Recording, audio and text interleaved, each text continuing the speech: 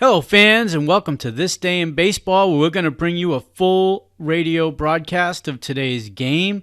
And before we do that, I just want to thank Classic Baseball Radio, and there's a link in the notes where you can check out their full channel. They have many great radio broadcasts. And while you're listening to today's game, if you want to check out much more about the game and the players, look on the links below, and you're going to see links to player pages, the date the game happened, the year it happened, and the play-by-play. Enjoy the game, and check out the links while you're watching the game, and please don't forget to hit the subscribe button so that every time new content comes out, you're going to get that firsthand. And thank you again for checking out This Day in Baseball, and enjoy the game.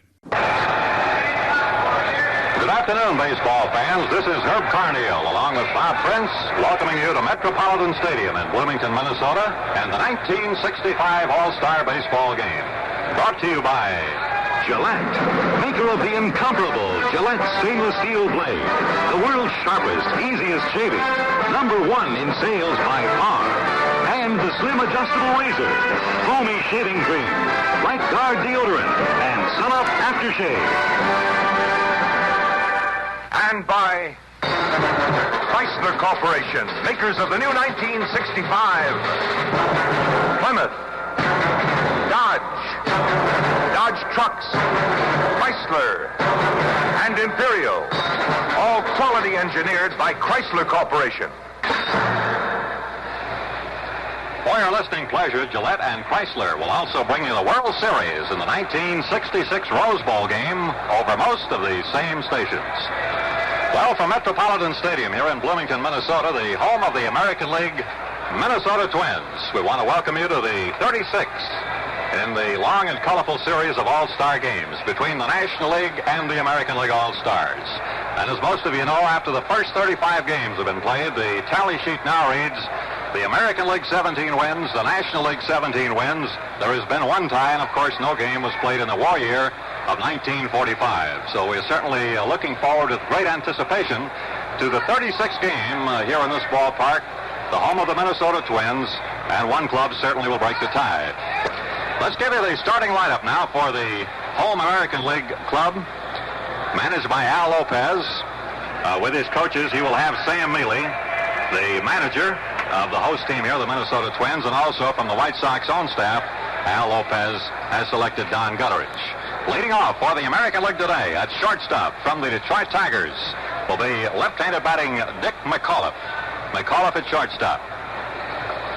Batting in the #2 spot from the Baltimore Orioles and playing at third base will be Brooks Robinson, the American League's most valuable player of last year. Brooks Robinson at third. In the #3 spot and from the Minnesota Twins at first base will be Harmon Killebrew. In the cleanup spot for the American League from the Cleveland Indians, Rocky Colavito will be in right field. Detroit's fine rookie left fielder Willie Horton, the youngest man on the American League squad, 22 years old. Willie Horton will be in left field, batting in the #5 spot. From the Boston Red Sox, Felix Mantilla will be at second base. Mantilla batting 6th. From the Cleveland Indians in center field and batting 7th, little Vic Davalillo. Davalillo in center field. Catching for the American League and from the host Minnesota Twins club will be Earl Batty, who received, incidentally, more votes than any other American League player. Batty will be catching and batting 8th. And the starting pitcher today for the American League will be right-hander Milt Pappas of the Baltimore Orioles.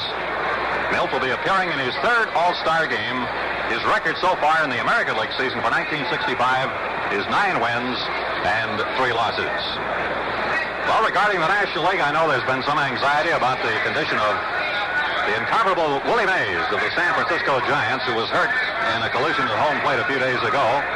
But to bring us up to date now on Willie's condition and also with the opening lineup for the National League here at Metropolitan Stadium, a fellow with whom it'll be my pleasure to share the microphone this afternoon, the voice of the Pittsburgh Pirates, Bob Prince. Bob?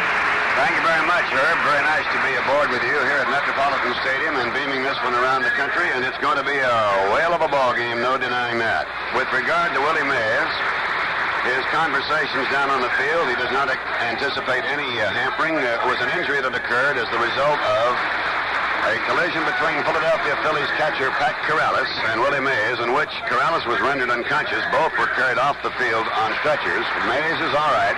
Corrales is coming back very strongly, too. In the background, you can hear some applause as the National League visiting stars are now being introduced to this huge and sellout throng here at Metropolitan Stadium. So for the National League, this is their lineup as selected by Gene Mauch, the Philadelphia Phillies manager, who is the manager, of course, of the National League All-Stars. Leading off and playing in center field in his 12th All-Star game, Willie Mays. Batting number 2 and playing right field in his 12th All-Star appearance, Henry Aaron of the Milwaukee Braves. In left field, in his second appearance in All-Star competition, Pittsburgh left fielder Willie Stargell, batting third. Batting in the number 4 spot, last year's Rookie of the Year of the National League, third baseman of the Philadelphia Phillies, Richie Allen. Batting fifth from the Milwaukee Braves, catcher Joe Torre. In the 6th spot, and playing at first base, the fabulous Ernie Banks of the Chicago Cubs. Second baseman Pete Rose. In his first appearance in the All-Star, he is of the Cincinnati Reds. The base-stealingest man of all time, Maury Wills of the Los Angeles Dodgers, will bat 8th and play it short. And on the mound, that high-kicking right-handed senor, Juan Marichal of the San Francisco Giants, who has won 14 and lost 7. Ladies and gentlemen, here is our national anthem.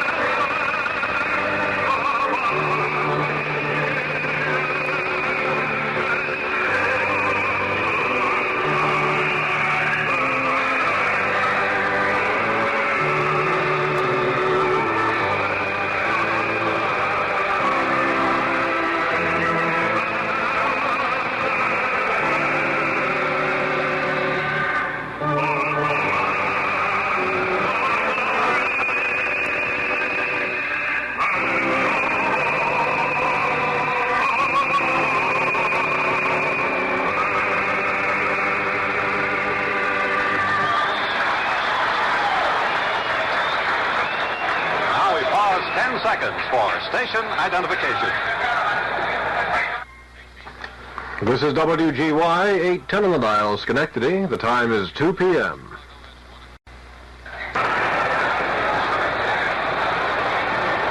The umpires have taken their positions, and we're waiting for the American League, which will occupy the home team dugout here at Metropolitan Stadium, which is along the first base line. The National Leaguers on the third base side. Now just emerging from the bullpen is the starting American League pitcher, right-hander Milt Pappas, who incidentally is the only pitcher on the American League staff who has seen previous All-Star experience. Milt has worked a couple of innings, and although some of the other pitchers on the American League squad have been in or selected for more than one All-Star team, Pappas is the only pitcher who has seen any game action here in the American League Classic. Pappas just last Friday night shut out the Chicago White Sox back in Baltimore 1-0. And Juan Marichal also pitched a shutout for the Giants his last time out. And there goes the American League. The American League, which never has been headed in the All-Star game, which of course was the dream of the late Arch Ward, sports editor of the Chicago Tribune, who saw his idea come to fruition back in the early 30s with the first game played at Comiskey Park in 1933. The American League won the first 3 games of the series before the National League could break through. And as I said, the American League never has been headed, but they're on the verge of falling behind unless they can win this one here today. Now, setting up the American League defensively for you with Pappas pitching and Earl Banty catching. At third base will be Brooks Robinson of the Baltimore Orioles. At shortstop, Dick McAuliffe of the Detroit Tigers. At second base, Felix Mantilla of the Boston Red Sox. And at first base, Harmon Killebrew of the Minnesota Twins. In the American League outfield will be Willie Horton of the Detroit Tigers in left field. Vic Davalillo, who will be the smallest man to appear in the game today. Little Vic out in center field from the Cleveland Indians. And his teammate in right field, Rocky Colavito. Bobby Bregan of the Milwaukee Braves will be coaching at third. Dick Sisler of Cincinnati at first for the National League. The peg goes down to second. And back on the mound out of Milt Pappas. We're ready to go here for game number 36 in the All-Star Series. And to get us underway with the play-by-play, a pleasure once again to call in Bob Prince. Thank you, Herb, and hello again, everybody. And the outfield of Willie Mays is setting a little bit around to the left side and checking on the sun situation. Vic Davalillo out there in center field.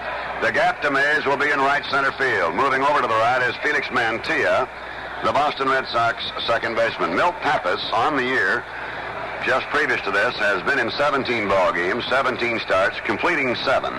Has a fine ERA of 1.74. Mays cuts on the first pitch, fouls it off to the right out of play. John Stevens, the American League umpire behind the plate, is a typical American League umpire in the equipment that he wears. They all go for the outside chest protector, whereas on the National League side, they all wear the inside. Willie Mays with a fabulous .392 average in the composite of previous All-Star games is tied with Musial in total hits of 20. There's a fly ball for the gap, left center field deep, and Vic Davalillo going way back, and it is gone. Home run, Willie Mays. So he sets every record in the book right there. Total bases, most hits in the series, and Willie bangs to the deep left center alley.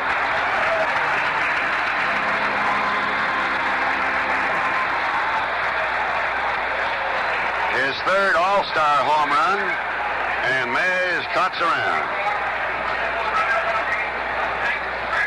Batting in the number 2 spot, another feared National League slugger in his 12th All-Star appearance is Henry Aaron at .326, 17 homers and 39 runs batted in. The outfield plays him straight out, and it's low, ball 1 from Pappas. Willie wasted no time. He cracks it deep into left center. It's a 2-tiered open stand. There's a swing by Henry Aaron on the curveball, 1-1. So the National League All-Stars jumped into a 1-0 lead here in the top of the first. Nobody out. Robinson tightens up a little close at third, and Mays fouls it straight back. Ball 1 and strike 2. They put up on the board a 415-foot home run by Willie Mays.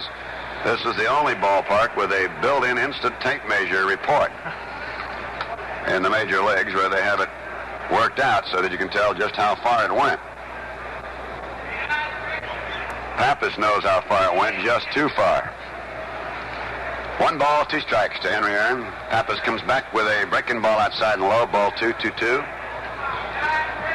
Bob, speaking of tape measure jobs, I believe the longest home run hit in this park so far has been measured off the bat of Harmon Killebrew. It went about 455 feet. 2 balls, 2 strikes, and it's low, ball 3. Well, Harmon will have a shot. He'll be up batting third in the American League side when the Nationals are out. John Stevens of the American League behind the plate. Lee Wire, Lou DeMuro, Billy Williams on the lines with Valentine and Kibler. 3-2 is hit deep to left field. Back goes Willie Horton. Appears to have this one measured in front of the warning track, and it's 1 down. So with the National League leading 1-0, now here is Pittsburgh's Willie Stodjo, the left fielder at .290, 21 home runs and 66 runs batted in. This youngster in his second All-Star appearance has what they call in the National League and in all of baseball a very quick bat.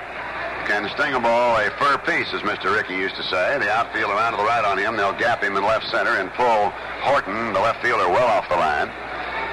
Stargell was known as On the Hill Will. When he was in the minor leagues, he played where there was a big hill outside the right field, and they'd say, On the Hill Will, and he obliged more often than not. Ball high from Pappas. Ball one, no strikes.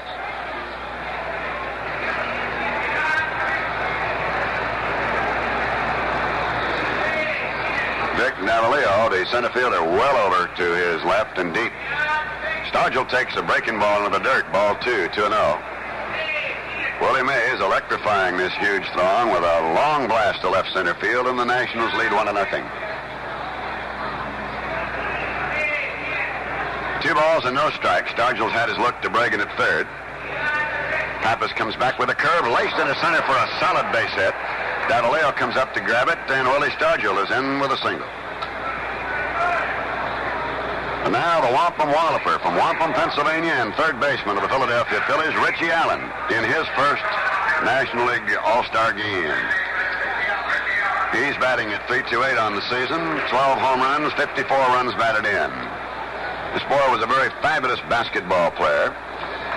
The outfield plays him deep and around to the left. Pappas checks at first. And a foul straight back by Richie Allen. The outfield, as we say, deep left. The right fielder, Colavito, is giving Allen about 90 feet of the line. Herb Carneal told you, 344 down the left line, 365 to left center, the power alley, 402 to right center, and 365 a little shorter of right center, 330 down the right field line, ground measurement. No balls, a strike. The Nationals lead 1-0 on a homer by Willie Mays in the first inning. The runner at first is Stargell. Breaking ball is outside from Pappas. Ball 1, strike 1.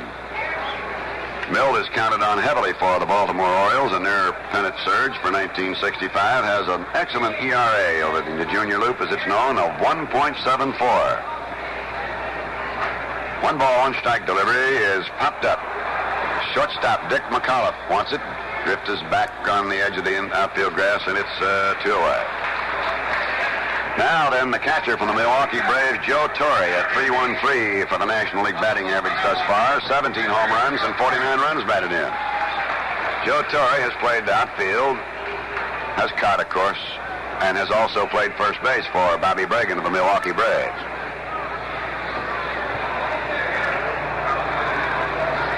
Outfield straight out to him, but deep. Boy has tremendous power. When his teammate, Warren Spahn, looked at him in his first year of Torre's appearance, Warren said, I wish I had that boy's future. And Torre came back with, and I wish I had his past, meaning his great baseball past.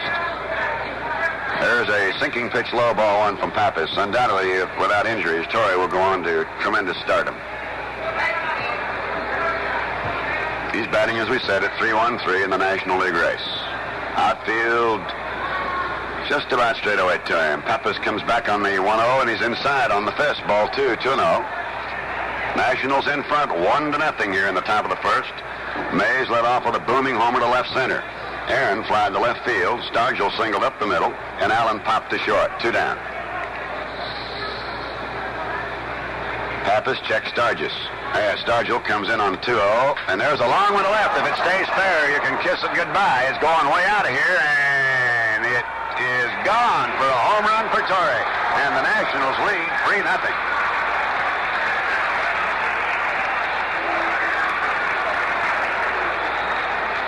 I would say, Herb, the Nationals brought some firepower with them. Well, that's for sure, Bob. And, of course, the pitcher out there, Milt Pappas of Baltimore, pitches a good, hard, sinking fastball and a slider. And Milt knew, pitching to these great National League hitters, that he'd have to keep the ball down low with that sinker, but apparently he's getting it up too high, and that was certainly the case on Torre, who just leaned into it and knocked it out. Yes, he did, and he got it up even higher.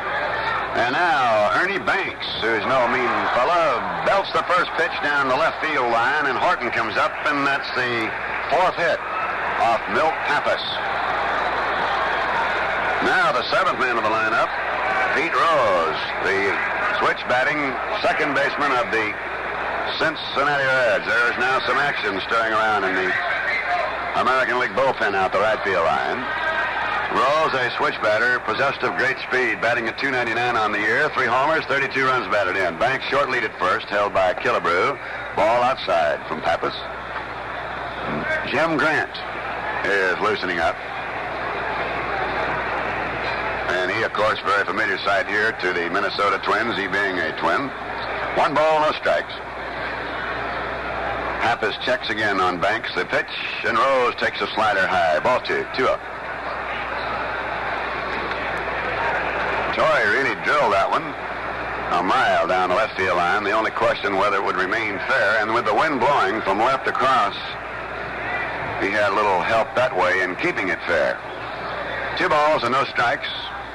Pappas works to Rose, and he's high. The ball gets away from catcher Earl Batty. No advance by Banks on the short pass ball. 3 balls and no strikes. The on-deck batter, the fabulous Maury Wills. One of the few times in his career, certainly in his major league career, is batting number 8. It's 3-0 here in the top half of the first, 2 down. The batter Rose, and he takes 3-1. Wills is in the leadoff spot for the Dodgers. But here in the All-Star game is batting number 8. Now the 3-1 from Pappas, and Rose slices a foul off the left side out of play. 3-2, and Banks now with 2 out will be going.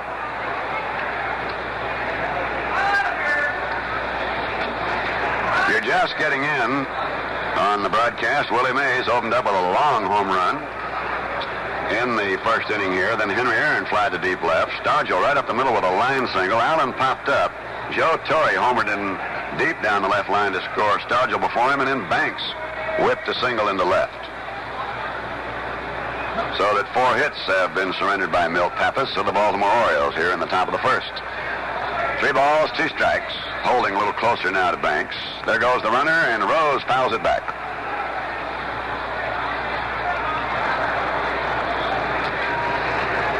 Pete Rose is a young fella who even runs out of base on balls. He exhibits tremendous hustle for the Cincinnati Reds, who, as you know, of baseball fame, he in tandem has a club that is to be reckoned with in the National League. Cincinnati, Milwaukee, the Dodgers, St. Louis Cardinals, Philadelphia Phillies, all tied up in a whale of a race in the senior circuit. Ball 3 and strike 2 to Rose. Banks edging off first. Pappas checks over there. From the stretch comes in. He walks him. So we have the first base on balls here, and Banks into second, and Rose on to first, and now shortstop Maury Wills. Maury batting at .275 for the Dodgers, no home runs and 15 runs batted in, has already stolen 55 bases coming into the All-Star break, and is well beyond his record of games in which he stole enough bases a couple of years ago to set the all-time record of 104. He is a switch hitter. And when he is playing, along with all the others in the Dodgers, he owns a rather unique situation. The Dodgers have, I should say, perhaps the most unique thing in all of baseball. Pitch to Wills, a check swing, bounce back to Milt Pappas, and the throw over to retire the side. So the Nationals are in front by a score of 3-0.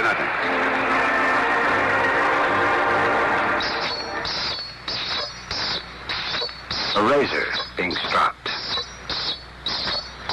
This sound went out with a straight razor. Whoever heard of stropping razor blades? Oddly enough, the early stainless steel blades did have to be stropped. Stropped on your face, as you shaved. You see, most stainless blades have a kind of coat along the cutting edge. With the early blades, this coating was wildly uneven. As you shaved, you evened it out. You might say you were stropping the blade on your face. This stropping stopped with the Gillette stainless steel blade. Gillette had developed an exclusive process for coating the blade edge evenly.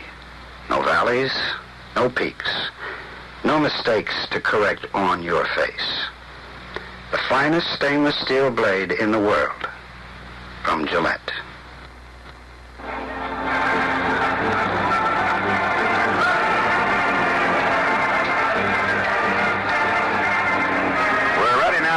Bottom of the first here at Metropolitan Stadium, with the Nationals leading the American League All-Stars 3-0 on 3 runs and 4 hits. Juan Marichal of the San Francisco Giants, 14-7 on the year, is on the mound. Marichal has been in 21 games this year, once in relief, started 20, has completed 15 to show you what a great pitcher he is, and an earned run average of 1.55. He kicks very high with his foot, and he'll draw the oohs and ahs of this crowd. He face now with shortstop Dick McCullough of the Detroit Tigers, who's in at 298, 11 homers and 38 runs batted in. McCullough, the left-hand batter, takes it low and away, ball one. And Marichal went right straight down to one knee as he came off that pitch. And Joe Torre's coming out to check with him for just a moment. The National League sets up defensively. Richie Allen at third, Maury Wills at short, Pete Rose at second, and Ernie Banks at first. Willie Stargell in left field, Willie Mays in center, Henry Aaron in right.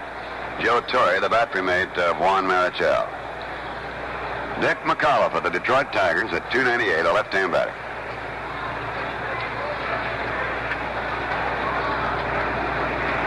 Marichal's curve is a little high for a ball. Don Gutteridge of the White Sox coaching at third. Over at first, Sam Neely of the Minnesota Twins. They have a rather unique foul line situation here. Red, white, and blue foul lines. 2-0 pitch from Marichal is outside. Ball three, and Juan shakes his head a little bit in disgust. At himself, not the umpire. 3-0 Nationals here in the bottom of the first as Dick McCullough leads it off. On deck, Brooks Robinson of the Baltimore Orioles.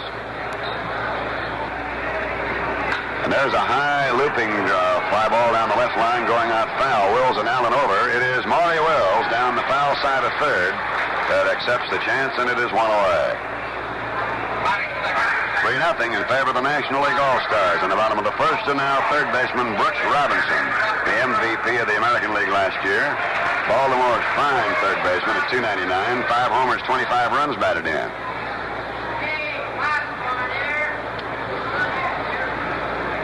Marichal bent way over, now will kick very high. And in there for a strike. 0-1. Understand that Robinson is working a little bit hampered with an injury. Yes, he is. He hurt his shoulder earlier this year and aggravated his left shoulder. He can't take that real good cut at the ball, Bob. No balls, one strike. Sidearm delivery sent low and away for the ball. 1-1.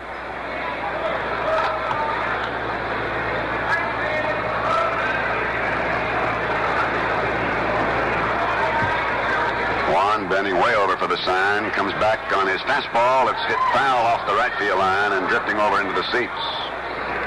So it's 1 ball, 2 strikes. The National League 3 runs, 4 hits, and no errors. The Americans still looking with 1 out and none on in the bottom of the first inning.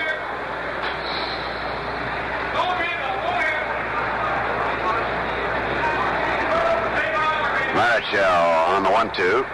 Sidearms as curveballs popped into shallow left. Wills back, Stargell up.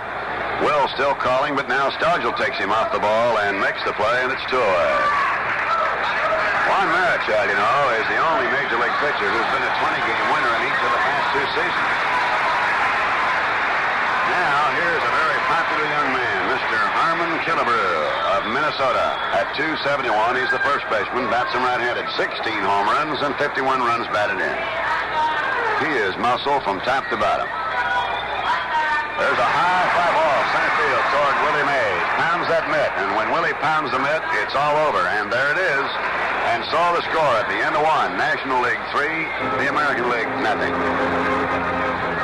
Say, do you want a shave that's really clean, big on comfort? Well, swing to Gillette Foamy Shaving Cream, and you'll get shaves that are big on comfort and really clean. Foamy contains K34 hexachlorophene, an antiseptic that destroys facial bacteria. Actually cleanses your skin while you shave. Foamy supersaturates your beard. Extra rich lather keeps your beard wetter, better all through your shave. Gives you a lubricating base so your razor glides through whiskers with such ease that, well, you just gotta try Foamy to enjoy such downright comfort. You get a closer shave, an easier shave. So for shaves that are big on comfort, really clean, try Foamy Shaving Cream. It has to shave better because it's made by Gillette.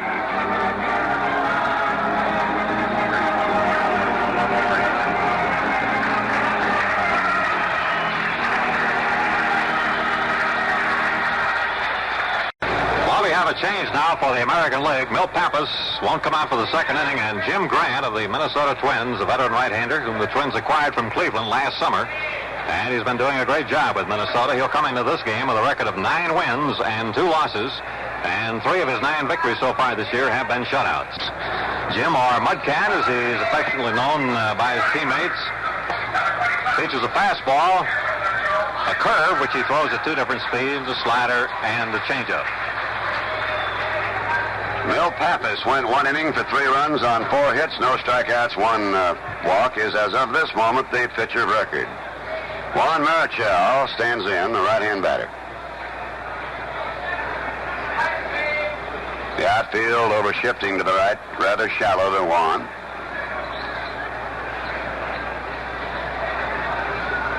There's a foul coming back, and it'll be out of play. 0-1.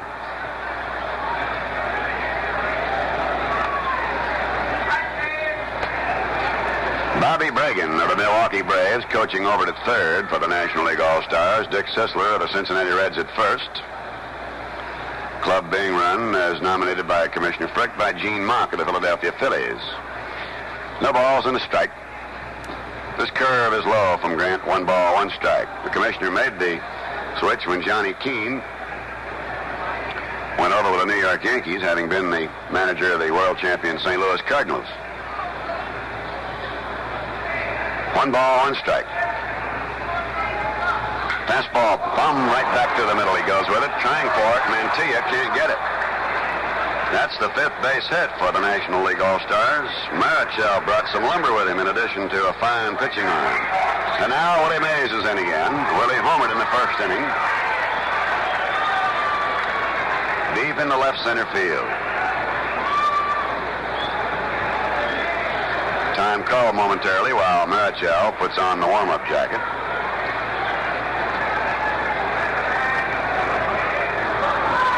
Mays in now with 21 hits in the All-Star competition, which is a new record.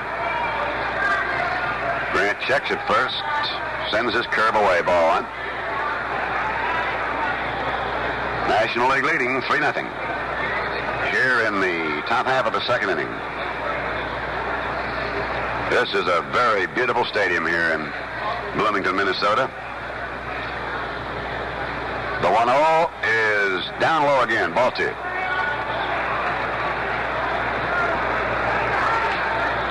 Willie Horton in left field, Vic Davalillo in center, Rocky Colavito in right. With Brooks Robinson at third, Dick McAuliffe at short, Felix Mantilla at second, and Harmon Killebrew at first. And Grant now pitching in place of Milt Pappas to his battery mate Earl Batty. 2 balls and no strikes. This curve is up high, ball 3.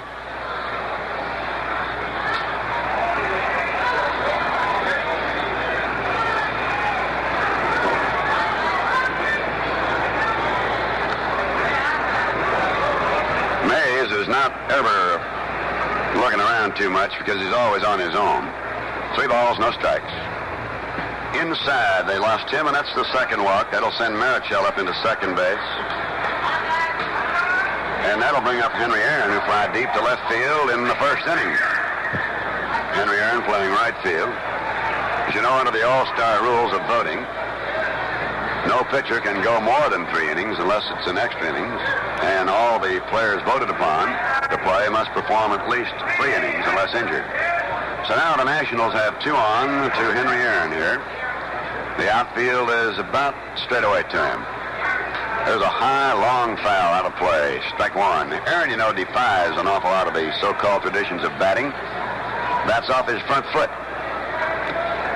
And he swings that bat like it's a matchstick. And it isn't much more than that. He has tremendous wrist action. He's one of the great, great players of baseball. No balls, 1 strike. 3-0 National League here in the top half of the 2nd. 2 on, 1 out. Grant steps off the mound. Marichal goes back in toward second.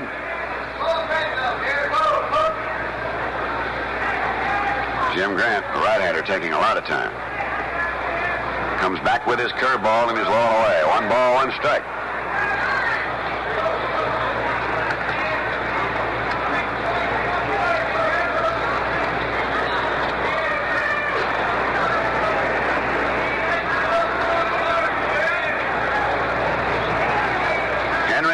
Aaron from Mobile, Alabama, lives now in Wisconsin in a suburb of Milwaukee. 1 ball, 1 strike.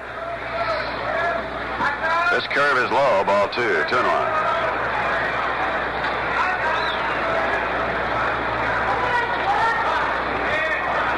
Alabama, by the way, holds the honor. honor of spawning the greatest number of National League All-Stars. 4 players, Aaron, Mays, Veal, and Williams, first saw the light of day in the Cotton State. Ball 2 and strike 1 to Henry Aaron. There's a hard chopper down to third. Robinson up, gets it on to Mantilla for 1 on the first base. A double play. So the American League All-Stars go around the horn on 1. And Marichal moves over to third with 2 down now. 5-4-3 if you're keeping score in that fashion. Third to second to first. Pretty tough to double Henry Aaron normally. He has to hit the ball very hard and right at you because you play your infield back with him up there. Now Willie Stargell, who singled and scored in front of Torrey's home run, standing in. Nationals leading here 3-0 in the top half of the second inning. Left-hand batting Stargell lines it down third foul. Just went over the bag in fair territory, but when it landed, it was out foul. So it's no balls and 1 strike.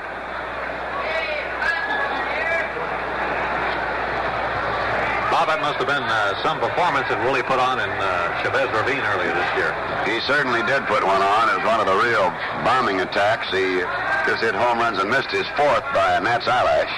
There's a foul. He tommyhawked the curveball that hung up in his eyes. 0-2. He hit one off Drysdale out of sight in left center, then went up into the bleachers in right field, then went farther out and all the way out of the ballpark. I've never seen that happen before. And his 4th time up, lined a double down the left field line and missed going out of the park, which would have been his 4th. No balls, 2 strikes, 3-0 National League here in the top of the second. And Stargell rips a drive deep right center field, and it is gone up by the scoreboard. And 2 more runs come in as Willie Stargell gets his first home run, his 2nd hit of the ball game in National League competition. And the long ball is annihilating the American League All-Stars. They only have 4 runs up there, but I think they better correct it because I know it is 5-0.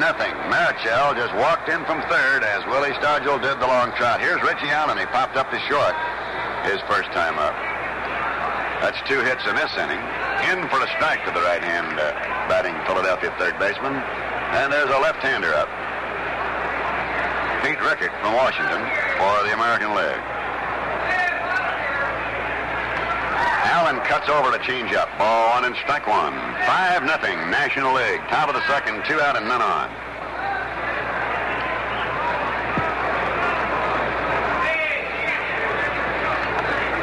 One ball, 1 strike. Allen way over swung that time. And check it was 1 and 2, and it retires the side. So we go now to the bottom of the second, and it's 2-0 in favor of the. It's 5-0 in favor of the National League All-Stars. You know, back in the 1934 All-Star game, Carl Hubbell struck out consecutively 5 fellow Hall of Famers. How about these big names? Babe Ruth, Lou Gehrig, Jimmy Fox, Al Simmons, and Joe Cronin. Well, in 1965, 1 stainless steel razor blade outsells every other name in stainless blades. Now, that's quite a record. Quite a blade. The Gillette Stainless, made of the finest English and Swedish steel. Tempered to double its hardness by Gillette so it will last longer. Gillette hones and polishes it to an incredible degree of sharpness, so it will shave smoother, easier. Just see how clean and close that Gillette Stainless moves against your beard. Any man can get the best shaves in the world. You can. Just get Gillette, the stainless that has to shave better because it's made by Gillette.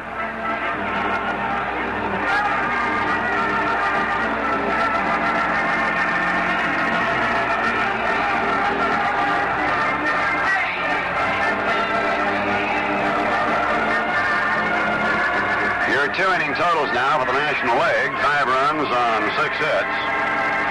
First inning, 3 runs on 4 hits. The second inning, 2 runs on 2 hits. And that long ball has been devastating. Now Juan Marichal goes to Rocky Colavito, one of the great arms of baseball and a great power hitter of the Cleveland Indians. He's the right fielder on the year at 296, 20 home runs, 61 runs batted in. Fastball outside, ball one to the right-hand batter. Right fielder Henry Aaron giving Colavito about 90 feet of the line. 1 ball, no strikes. Marichal kicks and sends him an off-speed curveball for a beauty. 1-1.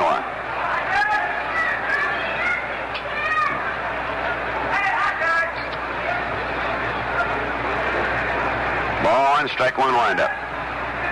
Around comes the right arm. In comes the pitch. Reach for, pulled slowly toward short. Morley Wills is up. A strong throw, and it's one out. Here's Willie Horton, the left fielder of Detroit, batting at .306, 20 home runs, and 58 runs batted in. A rather fabulous young man in baseball himself.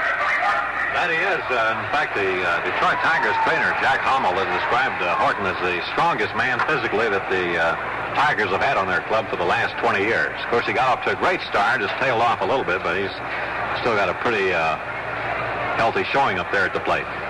Certainly does. He's a right-hand batter. The National League plays him as definitely a power hitter to that side. The ball one pitch is outside, 1-0. National League 5, the American League nothing. 1 out, none on in the bottom of the second inning.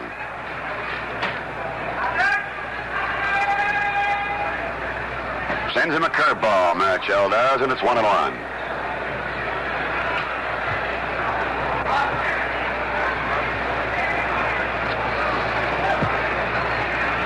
One ball, one strike. 1 out, none on in the second.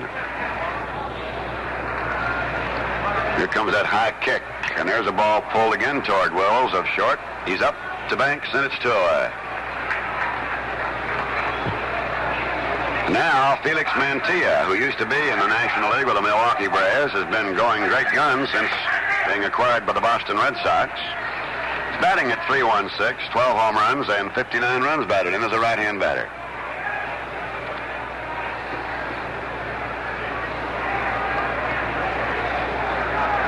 Nationals 5-6-0. The Americans 0 across the board. Marichal's fastball just dips outside. 1 ball and no strikes. Marichal, you know, pitched a no-hitter in '63 against Houston. 1 ball, no strikes. There's a ball pounded out in front of the plate. Joe Torre's out very quickly, pounces, fires, and down go the American League All-Stars in the second. And so the score at the end of 2 innings, National League 5, the American League nothing. Hey, start the day with sun up, put on a happy face. Splash on a dash of sun up, put on a happy face. Just splash sun up all over your face. You put on a happy face. Yes, Gillette Sun-Up Aftershave gives your face a happy feeling. Sun-Up is 1 up on all the others. Splash on a dash. There's refreshment. Smells better, feels better, manlier. Women think so, too. So get yourself a bottle. And right after your morning shave or any time of day, for that top of a morning feeling, just open, splash, and man, that's Sun-Up. Just splash sun-up all over your face. You put on a happy face. Sun-Up Aftershave from Gillette, the people who know men best.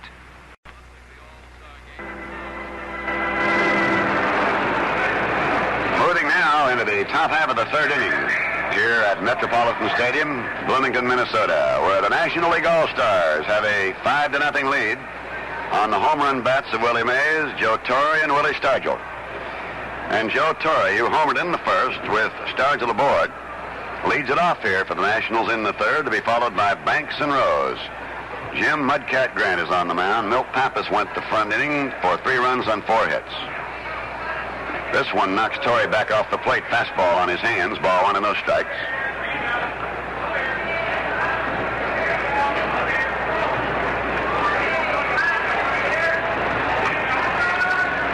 A let up, and Torre swings right through it. Ball 1 and strike 1.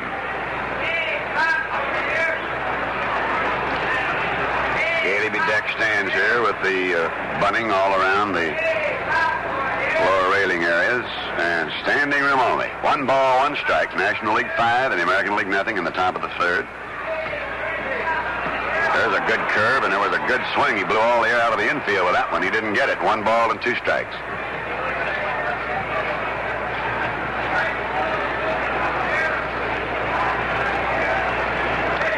So out in front, let's see what he can do on the 1 and 2, and there's a ripper right at third baseman Robinson, a line drive.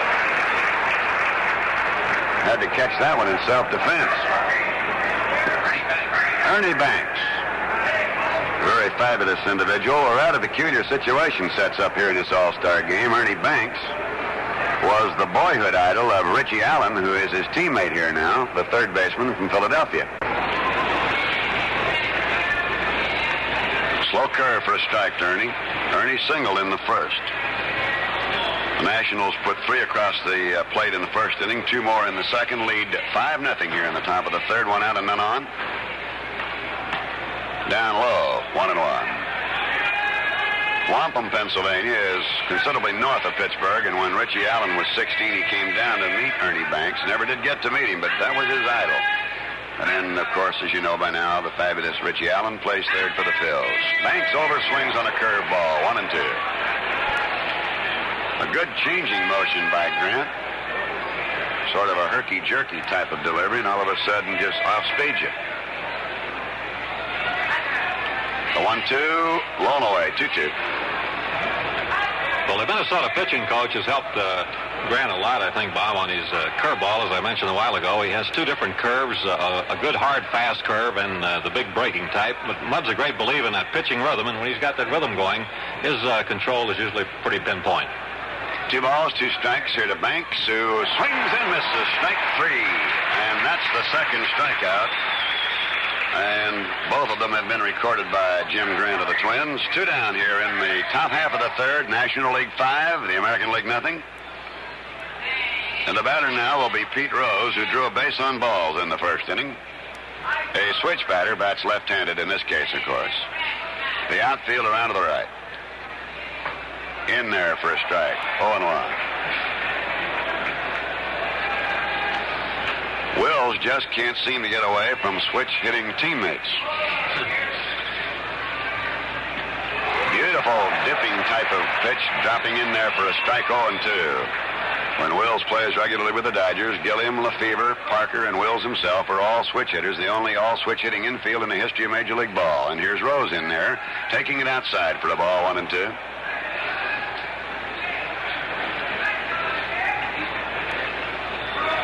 Nothing in the top of the third, National League, with 2 down, none on. Grant in relief of Milt Pappas. 1 ball, 2 strikes to Rose. Sends it outside. His fastball ran out on him that time, 2-2.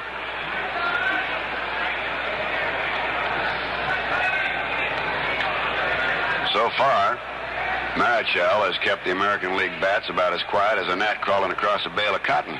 There's a swing and a miss. He struck him out. The ball was dropped by Batty. They'll throw it on down to first for the put out that retires the side. No score in the third for the Nationals, and they lead the American League 5-0 in a 2.5. We're here in a testing laboratory watching stainless steel razor blade tests. Wow, you should see this one. A guillotine test. The blade drops and cuts through something, which seems to prove something. Or here, a spark gap test. You shoot the spark, and unless something goes wrong. Oh, look, here's a peach shaving test, and a football shaving test, then a balloon shaving test. But then all these tests put together won't tell you as much as the very simple test Gillette calls the man test. You take all the stainless blades and put them in stores and wait and see which stainless blades most men want to shave with week after week after week. Gillette wins the man test. Cleveland Indians will lead it off here in the third. He's batting on the year, 321, 5 home runs and 34 runs batted in. Herb Carneal informs that he started off in AAA as a pitcher, but he must have brought some lumber along somewhere because he's playing center field and very well and hitting at a 321 clip. Small-statured individual, bats him left-handed. The outfield plays him overshifted way to the left. And Richie Allen comes up very close on the edge of the grass at third. Marichal sends him a curveball. Over the head it goes, and on through for the base hit. And that's the first hit for the American League. A bounder over the hill and on into center field. So any vision of an all-star no-hitter go glimmering. And here is catcher Earl Batty. He of the Minnesota Twins, batting at 3-1-3, 3 homers and 24 runs batted in. A right-hand batter and a good power hitter. Rather imagine Earl's had to battle at dinner table a little bit and work on his diet. Takes it high, ball one. Earl's about 25 pounds lighter than he was at this time last year, Bob. You'll notice he's wearing a golf glove on his left hand. He had a dislocated finger here about 3 weeks ago and still bothers him a little gripping the bat. 1 ball and no strikes. There's a delivery low for the ball, 2-0. Funny thing, National League players, normally most of the batters now, particularly when they play in San Francisco, wear the golf glove due to the fact that it's windy and cool out in that section of the United States, and they get bees in the bat, as they call it, when they get jammed with a pitch. 2 balls and no strikes. Batty takes it through there at the belt, 2-1. National League 5, the American League nothing. Here in the bottom of the third, Davalillo has led it off with a base hit over the mound into center field. And Earl Batty, 2 balls, 1 strike. Left fielder Willie Stargell deep. Ball sharply spanked towards second. Wills on to Rose. Rose to Banks for the double play.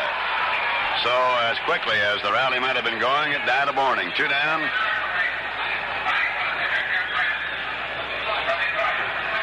Al Kaline of Detroit is coming up here, and he'll bat in place of Mudcat Jim Grant.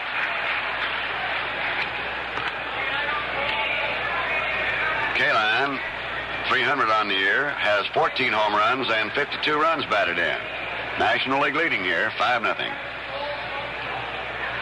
Takes a fastball through there at the knees, called strike 1.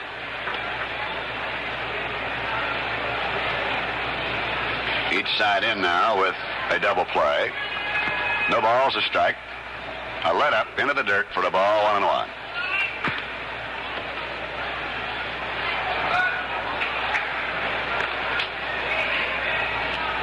So the oncoming pitcher is going to be Pete Rickett, a left-hander. 1 ball, 1 strike. 5-0 National League in the bottom of the third. 2 out and an on. Marichal sidearms, and he's low and away. Ball 2. This is the 11th straight year that Al Kaline has been selected for All-Star play. He's one of the so-called superstars of baseball, and there are some of them. Don't make any mistakes about that. Bounding foul off third. He really reached out for that curveball. 2-2. Naturally, the National League attired in their own particular uniforms representing their teams and in gray because they're the visiting team here. 2 balls, 2 strikes. Curve is high, 3-2. Herb, you've seen some high kicking pitchers, but you never saw one kick quite this high. I thought it might be because of that 5-0 lead out there, Bob. He's that way, whether it's 1-0, 0-0, or what. His curveball bounced to third. Allen on a brilliant play on a skidding hop throws out Kaline, and the side is retired. At the end of 3, it's Nationals 5, the Americans nothing. Say, where are you taking the family for a vacation this year? London, Hawaii, a nearby beach? Well, any man can use a little more room in his suitcase, so why not pick up one of Gillette's handy new vacation travel kits? This new kit is so compact you can hold it in the palm of your hand. Yet it's even got space for your toothbrush and paste. Listen to what the Gillette Vacation Travel Kit holds. New travel sizes of all Gillette good grooming products. Extra rich foamy shaving cream with K34 hexachlorophene. Incomparable Gillette stainless steel blades. And refreshing Sun-Up, the aftershave that feels better, smells better. Finally, Right Guard Power Spray Deodorant. 2 seconds gives you 24-hour protection. So get this Gillette Travel Kit for just $1.49. There's nothing like it at any price.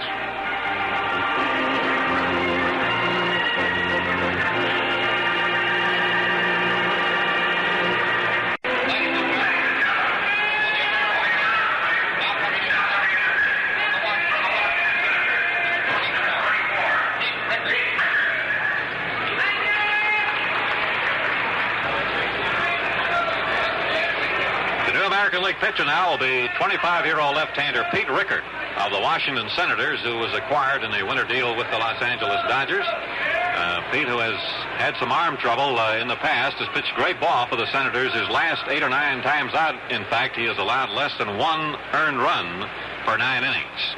He is the only Senator represented on this year's All-Star squad, and his record with Washington, 5 wins and 7 losses, although he has put together a very fine earned run mark of 2.5 per 9 innings. So Jim Grant of the Minnesota Twins was in there for 2 innings and gave up 2 runs, 2 hits, walked 1 batter, and had 4 strikeouts, including the side in the 3rd inning. National League leading 5-0, and here come the Nationals for the 4th inning. And Maury Wills, who now has an opportunity to turn around and bat right-handed and also might be able to get on base and show the fans here in Bloomington, Minnesota, why he's the greatest stealer of all times. It pays to steal, he says, and it sure does. In low, ball 1. But he means steals bases. When he stole his 104th against the Pittsburgh Pirates in the Los Angeles Coliseum, they dug up second base and gave it to him. In there, 1-1. He's had great advantage, of course, playing with the Dodgers, in that he's had one of the great bat control men in Junior Gilliam in behind him, who can afford to go deep in the ball and strike count, allowing him to steal. 1 ball, 1 strike. Rickards' fastball blazing through there, popping into the middle of Earl Batty. 1 ball and 2 strikes.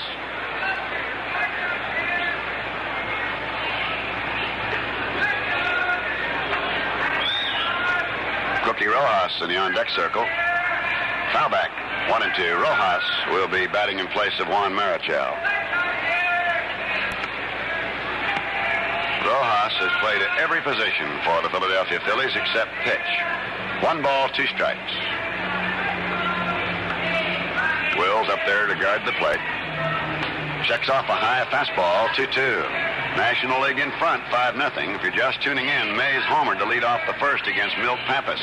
With 1 out, Stargell singled, and Torrey lost 1 in left field. And it was 3-0 very quickly. 2-2. Long fly to right, slicing on Rocky Colavito, but he's drifting over near the foul line and in front of the warning track, and it is 1 out. Then in the 2nd inning, with Mudcat Grant pitching, Marichal helped his own cause by singling through the middle. 2 outs later, Willie Stargell banged 1 out by the scoreboard in right center field for his first All-Star homer, and the Nationals took the 5-0 lead. Rojas now, the Philadelphia Phillies, batting .302 on the year, as we said, has played every position already this year for the Philadelphia Phillies. One of the most valuable all-around players in the game, a right-hand batter. Fly ball towards center, Davalillo coming up. Now drifts over a couple of strides, and it's 2 down. Now Willie Mays with a home run and a walk. This is the top half of the 4th inning. The National League heating up their fireballer, Jim Maloney, a right-hander from the Cincinnati Reds, and he can bring that ball to you. Willie Mays up there in the outfield, swung around to the left, the infield very deep. Takes 1 off the belt, and it cost him 0-1. Rickard is throwing much harder than his 2 predecessors, apparently. It looks like that, Pappas and Grant. Staying with his fastball, 0-1. Changed it up high that time, 1 ball, 1 strike.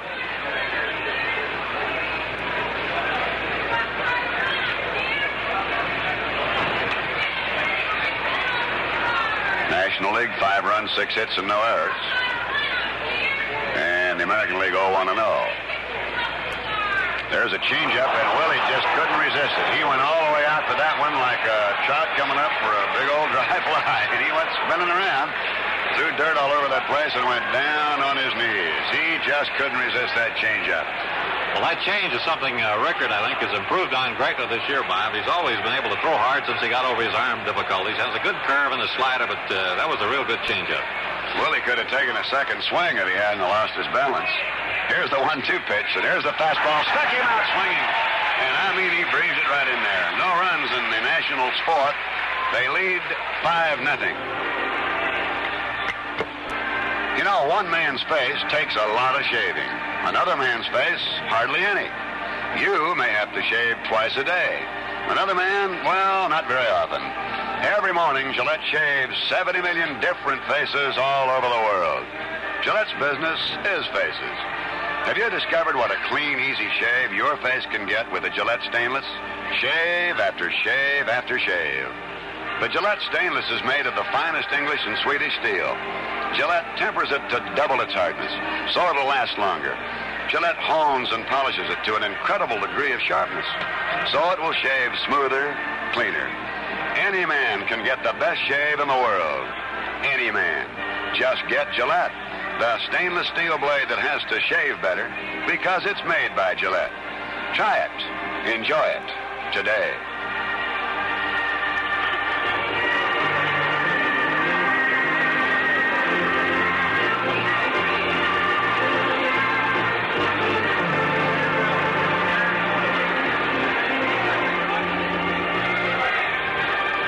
Juan Marichal has gone 3 innings for the National League All-Stars. No runs, 1 hit, no strikeouts and no walks. And now Jim Maloney, who is rated as one of the 3 fastest pitchers in the National League, coming in from the Cincinnati Reds and the National League All-Stars here in the bottom of the 4th. Maloney is a fellow that just rears back and brings it right to you. You don't have to wait very long for it either. And sometimes, as they say, he throws that radio ball, the one you hear but you don't see. He's been in 17 games for the Reds, completing 8 as a starting pitcher for an earned run average of 2.71. He has won 10 and he has lost 4, and needless to say, combined with Sammy Ellis and others, has kept the Cincinnati Reds right in the thick of the National League race. Herb, it's always interesting to see the comparison in the National and American League. They've always said, whether it be true or not, that the American League basically is a good fastball hitting league where the National League boys have to work on the curves. Well, Maloney, as we say, can fire. We'll see how it works. Yes, sir, we'll soon know because, of course, Marichal was really mixing them up and certainly went 3 impressive innings. The Giants' right-hander actually didn't have a ball hit hard off him in the 3 innings he pitched. And actually, of course, thanks to the double play, Marichal only pitched to 9 batters in the first 3 innings. So it's the National League with 5 runs, 6 hits, and no errors, and the American League, no runs, 1 hit, and no errors. Dick McAuliffe of the Detroit Tigers, the leadoff batter, playing it short, fouled out to shortstop, takes one in there for a strike. Richie Allen is up tight at third, but not all the way up. Banks hugs the line a little bit toward first. The outfield's about straight away. McAuliffe, with a wide open stance, takes this one low and inside, 1 ball and 1 strike. He opens himself up considerably at the plate, allows him to swing a little later on a ball. And here's Maloney. That fastball is ripped into right center. Henry Aaron running over very fast to get to it.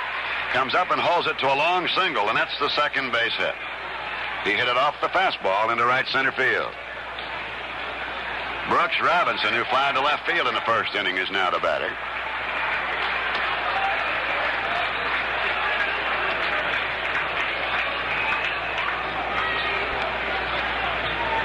Manager Gene Mauch had made the statement that he was going to select nothing but fastball pitchers. And he certainly brought them all along. In for a strike.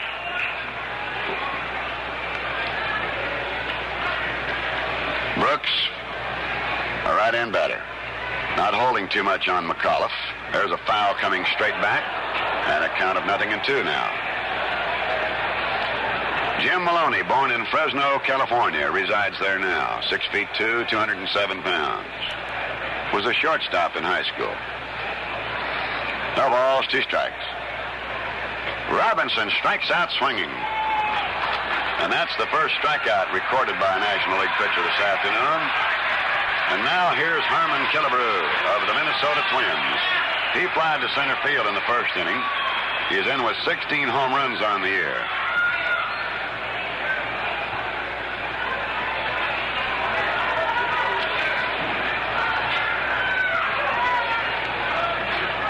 Maloney checks on McAuliffe, sends a curve outside, ball 1. Maloney, back in 1963, struck out 8 batters in a row in Milwaukee, which tied a major league record.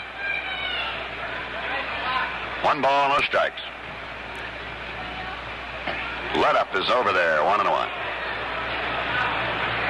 Bob, a little something unique regarding Killebrew, I think. He started 3 different positions in the All-Star game. He has started a game in left field at third base, and today he's at first base.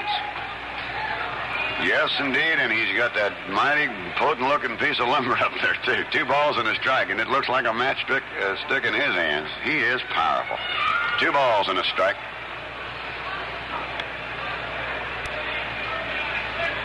The delivery is just outside, ball 3.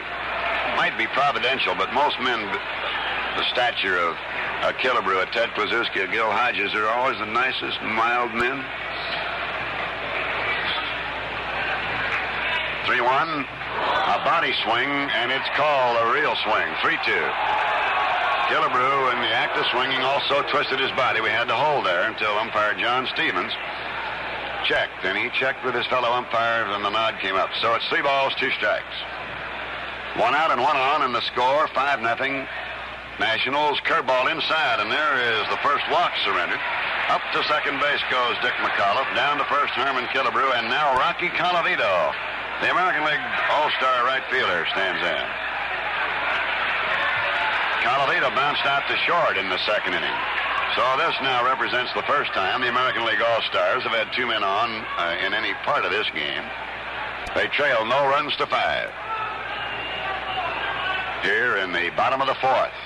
And now it's a brilliant sunshiny day here. Curve is low, ball 1.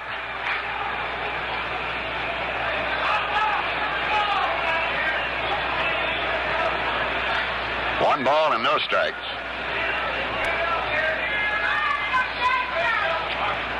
Strike swinging, 1-1. You might recall that Maloney pitched a 9-inning no-hitter this year, but lost it in the 10th on a home run to Johnny Lewis of the Astros.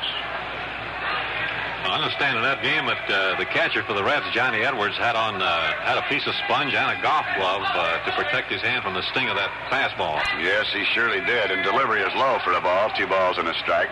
Setting up your National League All-Stars, there's been no change other than pitching. It's Stargell in left, Mays in center, Aaron in right.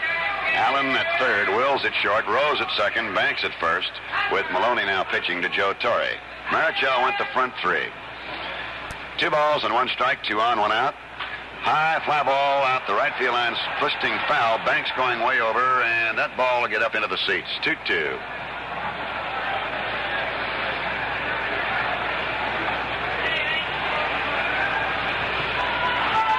Rather imagine a lot of the fans here in the St. Paul, Minneapolis area and all that are great Twin fans are sort of hoping they can see a few games like this somewhere in the fall. 2 balls, 2 strikes. There's a drive over short for a base hit. And McAuliffe comes to third, comes around to score. Willie Mays fires the ball into second base. And the American League breaks the ice. Rocky Colavito bangs a base hit out over short to drive in Dick McAuliffe. And Harmon Killebrew is rather wise. He must read too, because he stopped right at second base. Willie Mays has thrown out more fellas. It just took 1 stride too many going around second, and Willie whipped a perfect strike in there. So it's 5-1 now as the American League comes on to score. And here is Willie Horton, the left fielder, who bounced to short his first time up. 2 on and 1 out. Swing and a miss, and he took a wicked cut. Strike 1. And that time, Mr. Maloney threw it right up into his wheelhouse. But he had something on it. No balls and a strike. This is Willie Horton's first All-Star game. They play him straight out in the outfield and understandably very deep. Now at second base, Herman Killebrew, Rocky Colavito at first. There's a let-up. It's a let-up so far it goes all the way to the backstop, and everybody advances, and we'll await a decision.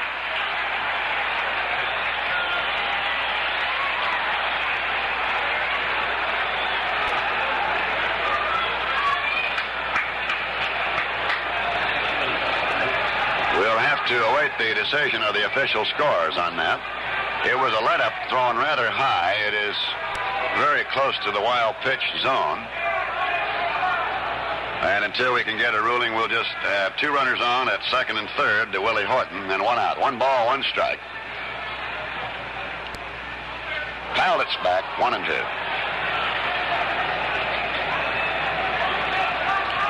1 ball and 2 strikes.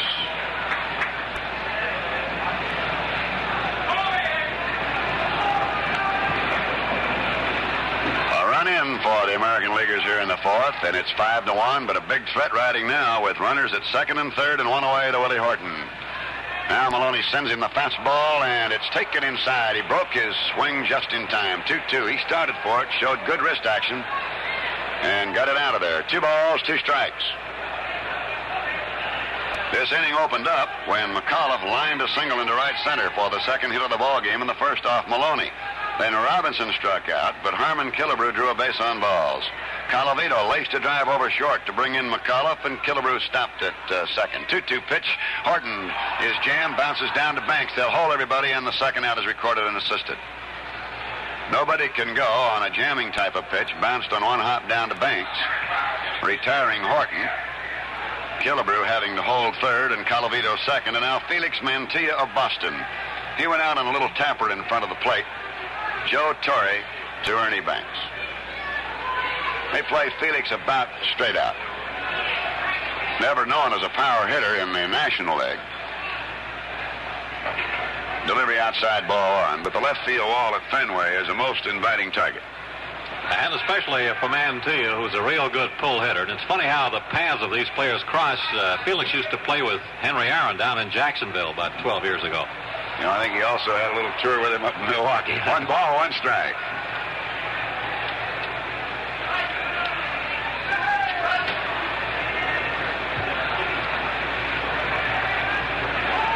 Runners at second and third. 2 down. There's a fly ball for left center, but Willie Mays is over, pounds the mid, and drifts back to make that famous Willie Mays basket catch and to retire the side. The Americans score in the fourth inning. At the end of 4, it is 5-1 National League. Say, I hope it's cool where you are, because it sure is hot and sticky here at Metropolitan Stadium. But no matter how sizzling hot the weather gets, all you fans can get the protection you want with Gillette Right Guard Power Spray Deodorant, America's #1 deodorant. Just a 2-second spray gives you 24-hour protection. And Right Guard is the perfect personal deodorant, not only for you, but your whole family. Why? Because nothing touches you but the spray itself. Not a messy cream or gummy roll-on, but a spray, a cool, refreshing mist that dries on contact. That's why more and more families are finding Right Guard is the perfect personal deodorant for mom, dad, brother, sister, in fact, everyone. Remember, complete coverage, complete protection in just 2 seconds. Right Guard Power Spray Deodorant. If you haven't tried Right Guard yet, find out for yourself why more people, more families use it.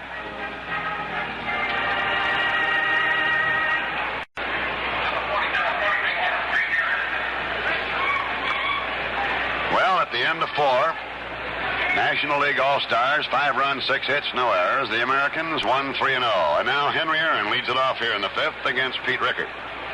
Henry fly to left and went into a double play, 5-4-3. High pop. And let's see, Robinson says he might take it. Now McAuliffe, and it's McAuliffe calling him off the shortstop. In behind Brooks Robinson, 1 out.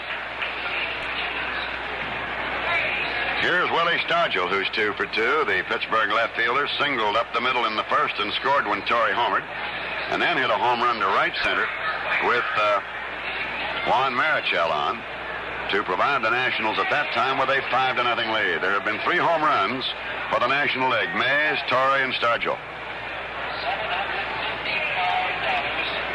Delivery is outside, ball 1.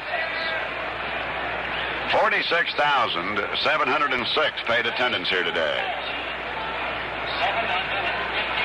1 ball, no strikes. Left-hand pitcher, left-hand batter. Stargell cuts, and it's 1-1.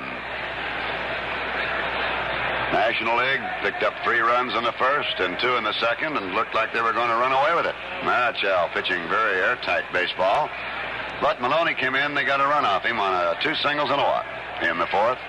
The 1-1 is a curveball that puzzled Mr. Stargell, and it's 1-2. Willie tries to go to left field on left-hand pitching, rarely tries to overpower it. The on-deck batter, Richie Allen. Pete Rickard, 1 ball, 2 strikes. Foul off the end of the bat, and you have to re-chalk it.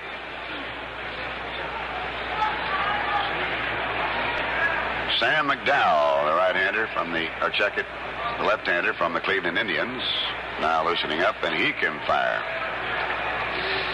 1 ball, 2 strikes. Stargell fouls away to the left side, 1-2. National League leading 5-0. 5 runs, 6 hits, no errors to the American League 1-3-0. We're in the top half of the 5th, 1 out and none on.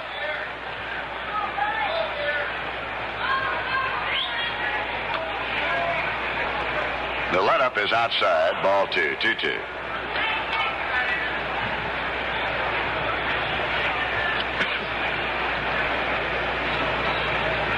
Two balls, 2 strikes. To Willie Stargell. 2-2 delivery is cut foul right off the face mask of Earl Batty, back up on the net. 330 down the right field line ground measurement, 344 here at Metropolitan Stadium down the left field line, 410 straight out. 365 right center, left center. Ball 2, strike 2. And he struck out. Stargell, that is strikeout number 5 for the American Leaguers. And Rickert has picked up 2 of them. And now Richie Allen, who popped the short and who struck out swinging in the second inning, is on. Richie Allen is just a shade over 6 feet tall, but could leap with a basketball in one hand, like holding it like a grapefruit, and go way up above the rim and dunk it. Really a fabulous athlete. Foul back, strike 1.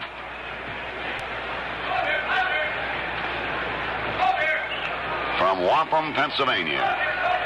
Said one of his great thrills of being selected to play in the All-Star game. Another one was to play 2 years undefeated in basketball in the Pennsylvania region. Way over swinging on a change curveball. Rickert really got a good number 2 ball in there, as they call it. 0-2. Real fine changeup off his breaking ball. 5-0 here, 2 out, none on, and Rickert has muffled the bats of the National Leaguers, setting down 5 in order since coming on. There's a fly ball spanked for right center. Davila will have to go over and one-hand the ball, and Richie Allen is on with a long single. That's the first hit off Pete Rickert. Hit number 7 for the National League, and now Joe Torre, who uppercut one into the left field seats in the first inning with Stargell aboard for a home run, and then lined hard to Brooks Robinson at third.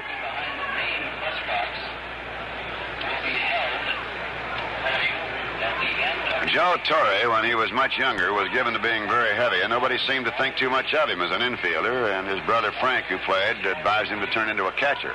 And boy, what a catcher. The look at first, the pitch, and it's high, a slider missing, ball 1 and no strikes.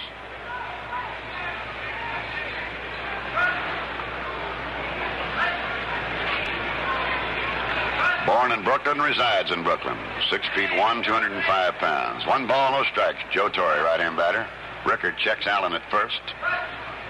There's a foul over to the right. He overpowered him on his fastball that time.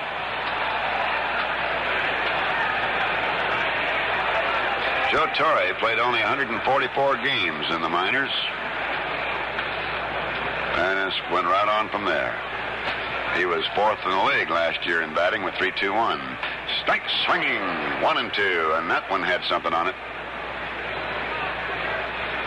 Started out with Milt Pappas for 1 inning and 3 runs, Jim Grant for 2 innings and 2 runs, and now Rickert, who has yet to be scored on by the National League. The Nationals leading 5-1. A ball and 2 strikes. The runner at first, Allen, with 2 down in the top of the 5th.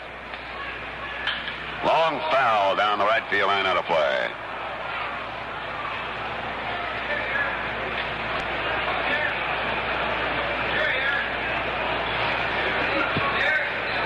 One ball, 2 strikes.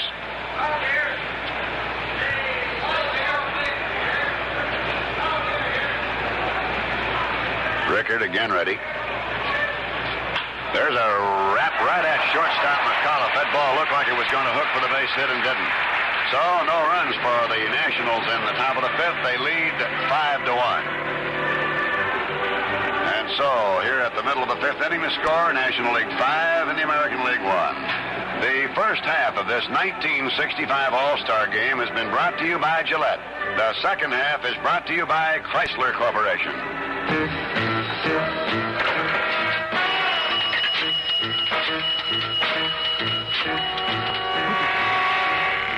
Now, Ivan, Boris, have planned for eliminating the man from DODGE. Suspicions verified. Dodge Dart, not compact car. Dart is too big, too powerful. And I've had decadence everywhere. Foam padding in seats, rugs on floor. Crazy top goes up and down. They have checked price. Propaganda. Men from Dodge, obviously selling at loss to save face. So, here is plan. We buy Dart by boatload. Break him in a week. First boat leaves tomorrow. Yeah, okay, Ivan. A red GT convertible with 4 on the floor for you and a dark blue wagon for nothing. See the man from DODGE, your friendly Dodge boy. He can save you a lot of rubles on the fast-selling 65 Dart. Don't you miss the boat. A change for the National League All-Stars at third base, Ron Santo of the Chicago Cubs. And a change right here for the broadcasting, the voice of the Minnesota Twins, Herb Kerneal. Okay, Bob, and here we go to the last half of the fifth inning with the American League finding itself in a spot they had hoped they wouldn't be in, having to play catch-up baseball with the great power of the National League, getting off to an early lead here at Metropolitan Stadium today. 5-1, the National League leading. Leading off for the Americans now will be Vic Davalillo. The smallish Cleveland center fielder, left-handed batter. Maloney delivers very high on a fastball, ball 1. Davalillo got the American League's first hit off the National League starter Juan Marichal when he bounced a single up the middle in the third inning, but was immediately raced on a double play. Maloney's pitch swung on, hit foul, backing out of play, 1 ball, 1 strike. On deck for the American League is Earl Batty, and then the pitcher Pete Rickard is due up, so we imagine we'll get a pinch hitter for him, with McDowell having started to warm up a few minutes ago in the American League bullpen. Maloney's pitch, change up very high, 2 balls, 1 strike. The only change now for the National League at third base, where Ron Santo of the Chicago Cubs has replaced Richie Allen of the Phillies. And the 2-1 delivered to Davalillo is popped high in the air, just to the left of the plate. Santo, the third baseman, under it and makes the catch.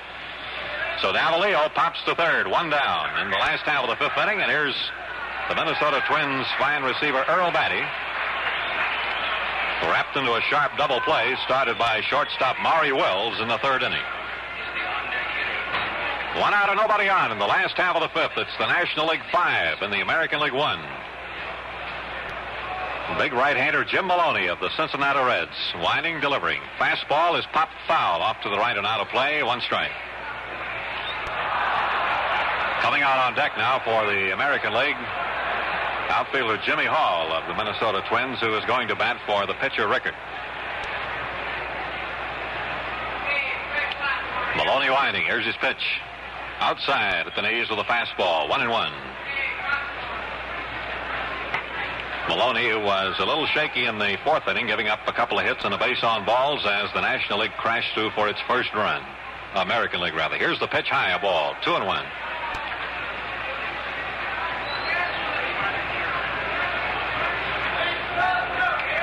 Jim Maloney, 6'2", 205. Taking a side from Joe Torre. Here's the windup, the pitch.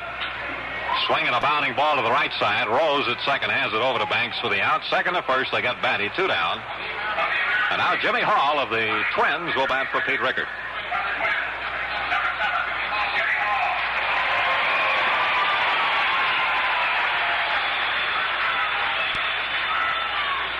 Left-handed batting Jimmy Hall, who is called the wedge by his teammates for his tapering physique. Jimmy's very powerfully constructed through the shoulders and chest, powerful arms.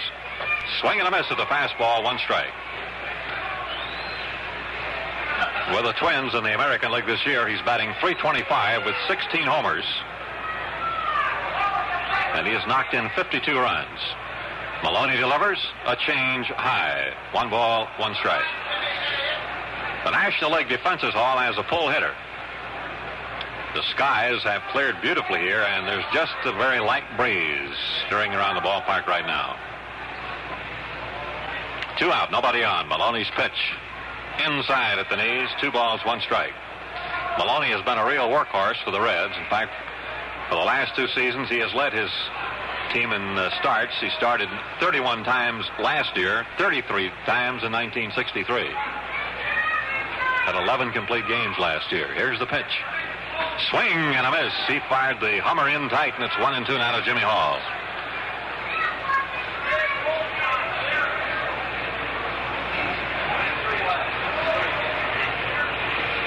One ball, 2 strikes. Nobody on here with 2 away. Maloney delivers. A little low. Around the inside corner with his fastball, 2-2. On the board, the National League has 5 runs, 7 hits and no errors. The American League, 1 run, 3 hits and no errors. A full count here to left-handed batting Jimmy Hall. Maloney kicks and throws. Fastball popped foul back out of play. And the count remains 3-2. Bob, other than his fastball, I guess Maloney relies mostly on a curve. Yes, and when he throws that big high change, he usually wild pitches it. He led the National League pitchers last year with him, something like 35 of them. Here comes his 3-2 delivered to Hall. Low, he walked it. Jimmy Hall gets on. A base on balls. It's the second one given up by Maloney in an inning and 2/3. And here's the Tiger shortstop, left-handed batting Dick McAuliffe. Dick's been up twice today, is fouled out. Lined to single to right center to start off the 4th inning, and he has scored the American League's only run.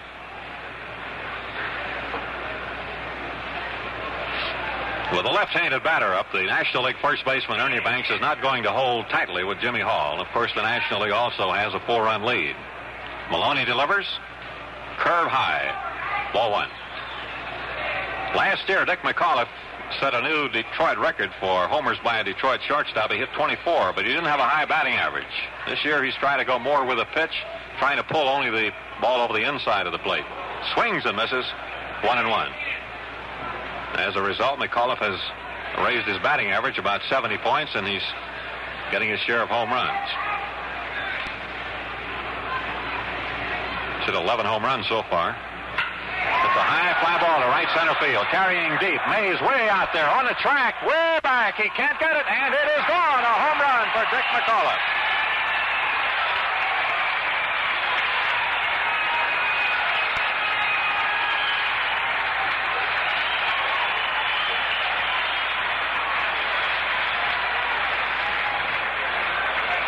Towering shot over the right center field fence, and that ball must have carried 420 feet at least on the fly. A 2-run homer for Dick McAuliffe. And the American League now is right in the thick of it. It's a 5-3 ball game as the Americans battle back here at Metropolitan Stadium. Jimmy Hall scoring ahead of the homer, and here's Brooks Robinson taking a called strike on a curve from Maloney, 0-1. Brooks Robinson, the Baltimore third baseman, is flied out and struck out. Right-handed batter, Maloney delivers. Fastball, swing and a miss. 0-2. And you can see that Brooks Robinson, who has that ailing left shoulder, which he hurt earlier this year and then aggravated, not really taking a complete full swing, ducks away from a high inside curve. 1 ball and 2 strikes. You mentioned a while ago, Bob, that Willie Mays pounds his glove when he's going to make the catch, but on McAuliffe's drive, he never tapped the glove once. And here's the pitch to Robinson. Foul ball back down below us. And a lot of the youngsters here have come equipped with their gloves, and Boyd out right down below us made a good one-handed catch there.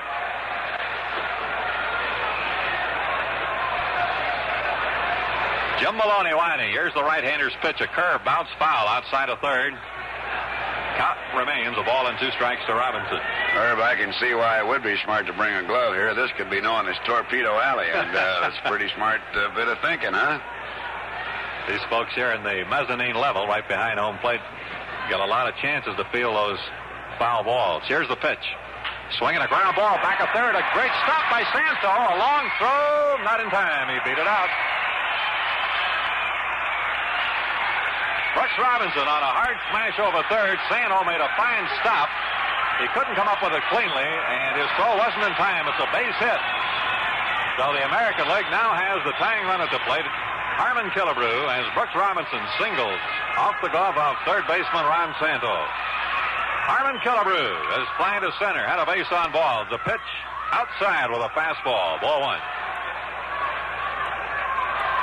The National League 5, the American League 3. 2 runs in here for the American League in the 5th inning.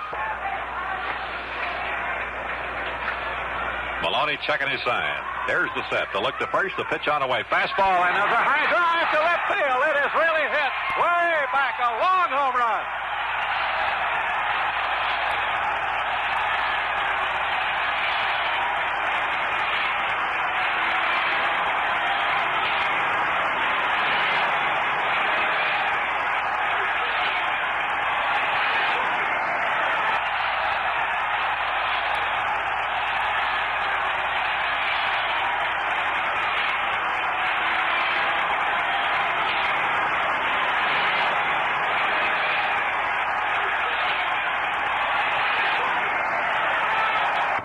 Tie ball game, 5-5 on a tremendous home run way back into the left field stands by Harmon Killebrew, scoring Brooks Robinson. It's 5-5, and Gene Mauch, the National League skipper, is going to the mound. Oh, how the complexion of the game of baseball can change. The American League was trailing 5-1 when they came to bat here in the fifth inning. The first two men went out, then a base on balls to pinch hitter Jimmy Hall on a 3-2 pitch. A homer by Dick McAuliffe, an infield hit by Brooks Robinson, and a tremendous homer by Harmon Killebrew. And Bob Prince, there wasn't too much doubt about that shot that Harmon hit. Oh, brother, that'd be about $7.80 on a taxi cab meter. That's some kind of a drive. As they used to say, there are a lot of pitchers would like to cut that one up into bunts, and they'd have about 800 of them. He really tagged it. There's no question about it. They put it up on the Fanagram out there as a 411-foot homer. And it certainly has brought about a quick change, and what a wonderful thing for the Minnesota fans. They could be here and see this Harmon Killebrew homer to tie it up. And so it's an all brand new even ball game as Big D comes on, and here's Herb to carry along with it. Drysdale completing his warm-up tosses now with Joe Torre, and the American League batter will be Rocky Colavito of the Indians, who drove in the American League's first run with a single to left center in the fourth inning. Rocky 1 for 2, having grounded to short in the second inning. 6 foot 6 inch right-hander Don Drysdale will be the third National League pitcher. As this explosion by the American League came completely without warning, as the Reds' Jim Maloney was within one strike of having a 1-2-3 inning. Now 4 runs are in, and the ball game is tied.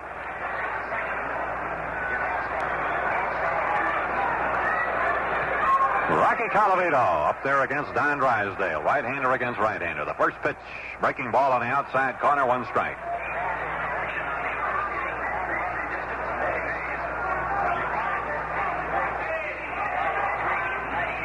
The wind-up and the pitch. Swung on, bounced back by the mound out to second. Rose has it and throws on to Banks for the third out. But it's a big inning for the American League as they come up with 4 runs on 3 hits. And the score at the end of 5 innings. The National League 5, the American League 5. Hold still, little carrier type pigeon. Read secret message once more. Dear Ivan, you were right. Men from DODGE out to enslave masses with Dodge Monaco. This car breaks down willpower by offering list of standard equipment nobody can resist. 4 bucket seats, full-length console, 383 V8 engine, plush interiors, plus dozens other luxury items. Sincerely, Boris. Now, attach list and note to Bert's Lake. Okay, Bert, fly home. Uh-oh, must be overload. Have to remove list of Dodge Monaco standard equipment. Take Eagle to carry that. Okay, Bert, now fly home. Don't you be a pigeon. See the man from DODGE. Fly down to your nearby Dodge Boys showroom. Tell him Dodge Monaco sent you.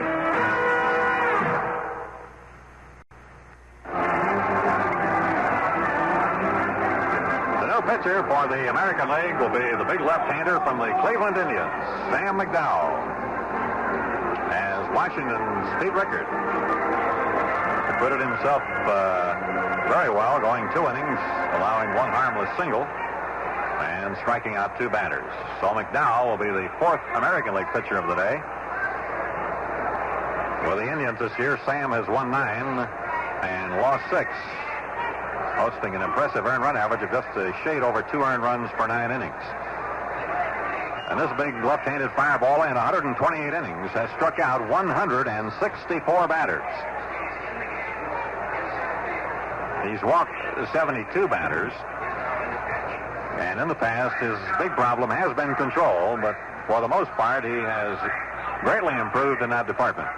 Now for the American League, Jimmy Hall, who went into pinch hit for a record, will stay in the game in center field.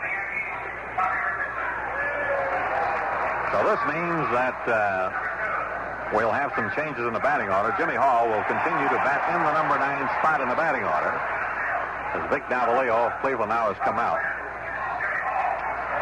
And we'll have a new second base combination out there. Bobby Richardson of the New York Yankees now goes in to replace Felix Mantilla. And at shortstop, Dick McAuliffe of the Tigers is out, and Zorlo Versailles of the Minnesota Twins is in there. And also, we'll have a new catcher. Bill Freehan of the Detroit Tigers will be the American League's new catcher. So to set up the entire defense now, it will be McDowell pitching, Freehan catching, Brooks Robinson at third, Zorlo Versailles at short, Bobby Richardson at second, and Harm Killebrew stays in the game at first base. Willie Horton's in there in left field. Jimmy Hall goes to center, and Colavito stays in right.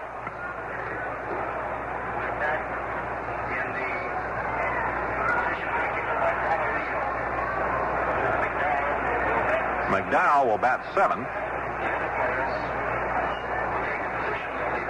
Bill Freehan, the catcher, will bat eighth. Richardson will bat sixth. And Versailles will bat in the leadoff spot. 5-5 ball game as we go to the sixth inning, and Ernie Banks of the Cubs, the National League first baseman, leads off. Ernie is singled and struck out. The left-hander, Sam McDowell, delivers. Fastball on the outside corner is strike. On deck for the National League now is Pete Rose, with Maury Wills scheduled to follow. One strike to Ernie Banks. National League defending him just a step or two around to the left. Swing and a bouncing foul behind the plate. Strike two. Milt Pappas started the game for the American League today with Mudcat Grant on in the second, Pete Rickert in the fourth, and now McDowell of Cleveland here in the sixth inning. That's a two-strike count to Ernie Banks. There's the windup by the left-hander. The pitch, high fastball. He cuts on it and pops it up off to the right of the plate. Freehan, the catcher, has a shot at it and makes it for the out. One away as Banks fouls out to Bill Freehan. Freehan, incidentally, dropped only one foul pop-up all last season. So you haven't got much of a chance if you pop one up in his territory. Now from Cincinnati, another turnaround batter here, Pete Rose, who will be batting right-handed against McDowell. The Reds' hustler has walked and struck out. Takes the curve in there for a strike. 0-1. The National League 5, the American League 5. First half of the sixth inning. One out and nobody on. McDowell whining, delivers. Breaking ball is foul. Back to the mezzanine. Two strikes to count.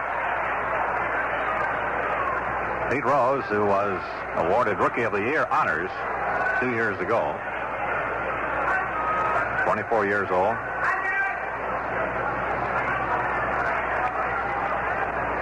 McDowell ready, delivers.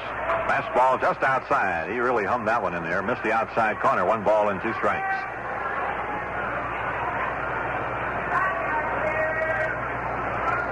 Maury Wills out on deck for the National League. McDowell lining. Here's his 1-2 pitch. Swing and a miss. He got him with a quick one. A strikeout for McDowell. And now beginning to warm up in the National League bullpen, left-hander Sandy Koufax of the Los Angeles Dodgers. Rose has fanned for the second out here in the sixth inning, and up comes Maury Wills, who will be batting right-handed. Maury has hit to the pitcher and flied to right. 2 out, nobody on. Infield moving up 2 or 3 steps in respect to Will's speed. Takes a fastball outside, ball 1.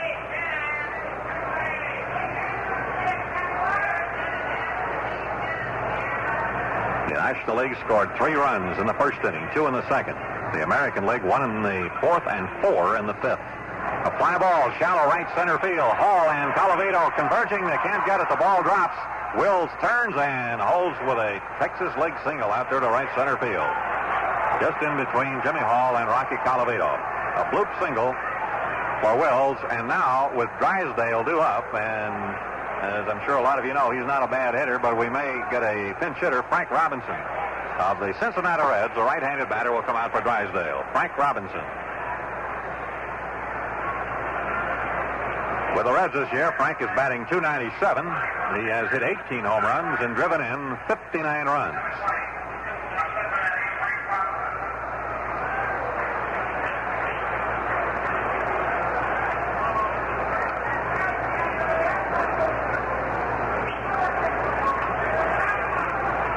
Maury Wells aboard with 2 down. And Frank Robinson batting for Don Drysdale. Sam McDowell out there taking his sign from Bill Freehan. Harmon Killebrew holding with the runner, Maury Wells. Robinson, who chokes that bat just a little bit. McDowell throws over there. Just a leisurely toss. Wills had no trouble getting back. Some of the crowd chanting go as Wills takes that big lead, draws another throw, dives back head first. And Sam McDowell letting Maury know that they got their eye on him.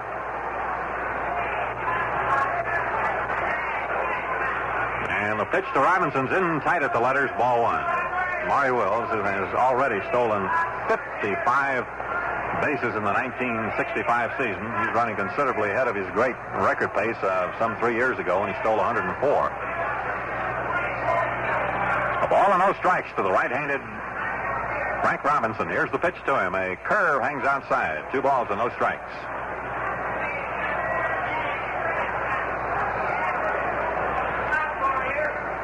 Frank Robinson, who just a month or so ago hit the 300th home run of his major league career. Frank up there cradles that bat back behind his right shoulder, takes a pitch outside at the knees, and the count is ball 3. McDowell working carefully to him now has fallen behind 3-0.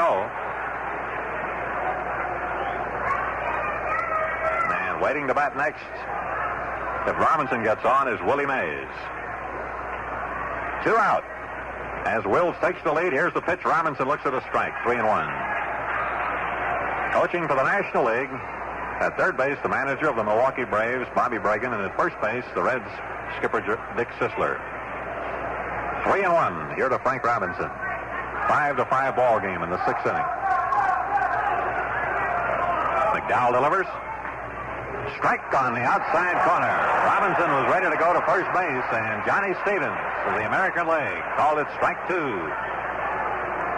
So we have a full count, and the crowd now, of course, will watch Wills take off with 2 away.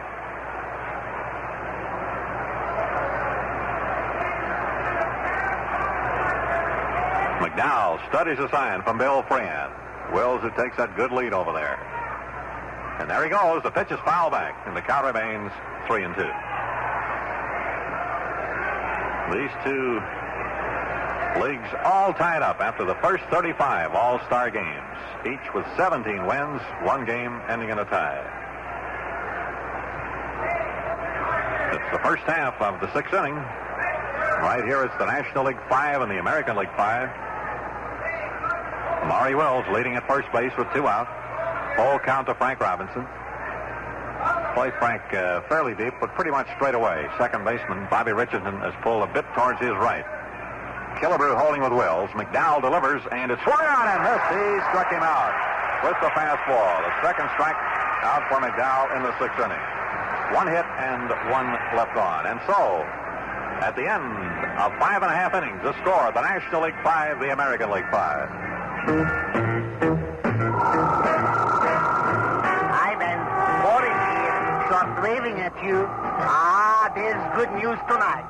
The man from DODGE is in such trouble you wouldn't believe it. Have stole plans for his hot-selling luxury car, Polara. Dodge Polara. Big deal, sure. His big car with plenty room for 6 people. But in our country, who's got 6 friends? And who needs that big Polara V8 with all that fancy carpeting and foam padding in front seats for holding live chickens, right? Yeah, and Ivan, don't worry about secrecy. Have mail plans in envelope addressed with invisible ink. Ivan, have lost you? See the man from Dodge, your nearby Dodge boy. His low prices on the 65 Dodge Polara have the competition crying Tunco. The gentleman coming in is from the Los Angeles Dodgers. Rather surprising to see him pitching because normally he needs about 5 days rest after a performance that he appeared against Pittsburgh in a doubleheader, defeating them 4-2 last Sunday. Sandy Koufax has what they call an arthritic elbow, and they pack it in ice after every performance. He has struck out 10 or more batters 72 times, which is a major league record. He's had 11 strikeout games so far this year, and his single-season record for 10 strikeout games is 11 that he's already tied, which he set in 61 and 63.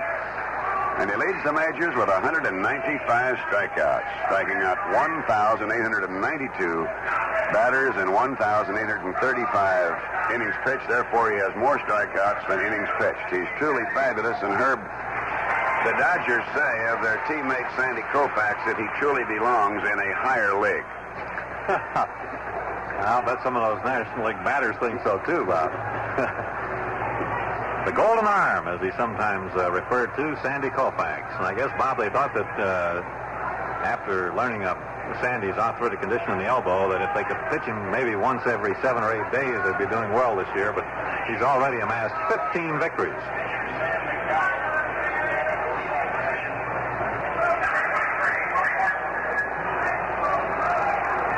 Sandy Koufax ready to go as his teammate Don Drysdale came on in the last of the 5th inning to put down the 4-run splurge by the American League that tied the ball game up. Drysdale getting the 1-man out he faced. Now Willie Horton of Detroit leading off. Muscular left fielder has grounded out twice, once to short, once to first. Koufax first pitch, high fastball, ball 1. Horton up there with Bobby Richardson of New York on deck, and then Versailles of the Minnesota Twins scheduled to bat. Last of the 6th inning, a 5-5 ball game. Koufax winding. Here's the pitch. Low, and it's ball 2. 2-0. Herb, it'll be interesting to see. Koufax is so unusually developed muscularly. It takes him about an inning or 2 to really get loosened up because he has tremendous muscular development along the left side of his back, particularly. All right, he has a 2-0 count here to Willie Horton. The next pitch is high on a fastball, and it's 3-0. And if you have to face Koufax at all, I imagine it's kind of nice to face him early. If he throws any harder than that. 3 balls and no strikes. Playing Horton around to the left. Infield back all around. The windup and the left-hander's pitch. High, ball 4. He walks Willie Horton on 4 pitches. Horton gets on. Last of the 6th inning with the National League showing 5 runs, 8 hits, and no errors. The American League 5 runs, 6 hits, and no errors. And here's the great little second baseman of the New York Yankees, Bobby Richardson, who will be batting for the first time in the ball game, having replaced Felix Mantilla of the Red Sox at second. Right-handed batting, Bobby Richardson, batting .269 in the American League season with New York. Here's the pitch. Inside, ball 1. Richardson is one of the players that the boys in the trade put in the complete category. He does about everything well. Outstanding glove man. Good hitter, excellent hit-and-run man, fine bunter. Joe Torre out there for a quick word with Sandy Koufax. Ernie Banks holding with Willie Horton at first base. It's all tied, 5-5 in the last of the 6th inning, and here's the pitch. Swung on, a fly ball into left center field, carrying deep. Moving over is Willie Mays, and he's got it at the edge of the warning pad. And Willie Horton, halfway to second, retreats to first. As Bobby Richardson got pretty good wood on that ball. Drilled it to deep left center, but Willie Mays hustled over and grabbed it. One away in the American League 6th inning, and here is Minnesota shortstop Zoilo Versailles.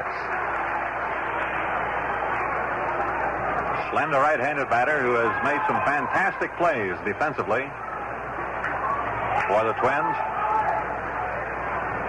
He's hit 6 home runs. Here's the pitch. High pop-up. Shallow left field. Will slipping down the glasses, backpedaling onto the grass. Under it has it, 2 down. So Versailles, after the first pitch, pops out. The shortstop, Maury Wills, 2 down. With Willie Horton still on at first, and up comes the Tigers catcher, Bill Freehan. In the National League bullpen at the moment, from the Houston Astros, right-hander Dick Farrell is warming up. Bill Freehan now batting for the first time in the game. Right-handed batter. National League plays him just slightly into left. Koufax has the sign, kicks and throws.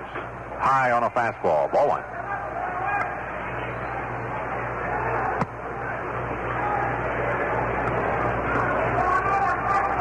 Bill Freehan, a one-time University of Michigan footballer, batted .300 over the regular season last year with Detroit.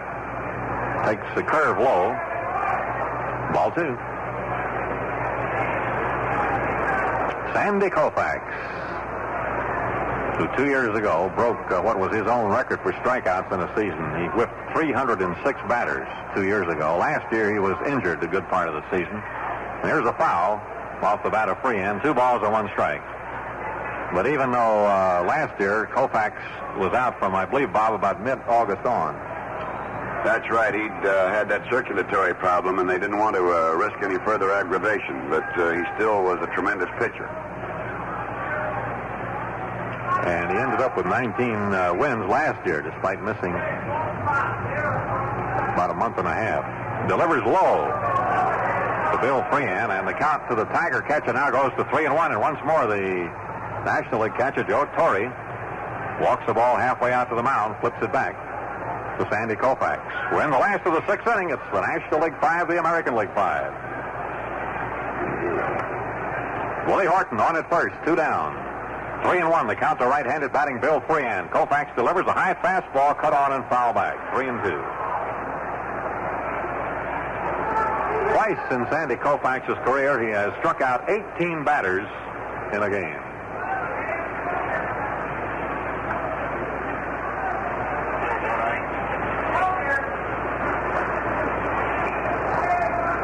Now Willie Horton, the runner, will be going with 3-2 here and 2 out.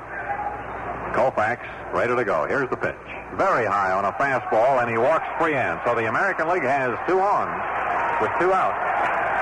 And Jimmy Hall, who is now batting in the number 9 spot, having entered the game as a pinch hitter in the 5th inning, will be up there for the American League. Jimmy Hall of the Minnesota Twins.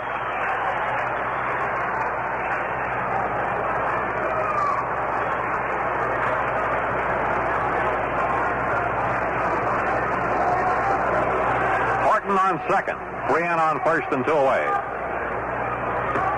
Jimmy Hall, about 175 pounds, but as I mentioned a while ago, has tremendous strength in his arms and shoulders, and he'll hit that ball a long way, even to the opposite field. Here's the pitch to him. Outside on a curve, ball 1.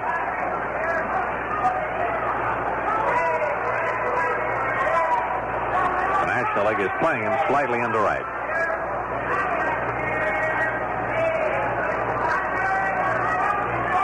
Koufax, who has walked 2 batters in this inning, delivers. Fastball had him swinging that time. 1 ball and 1 strike.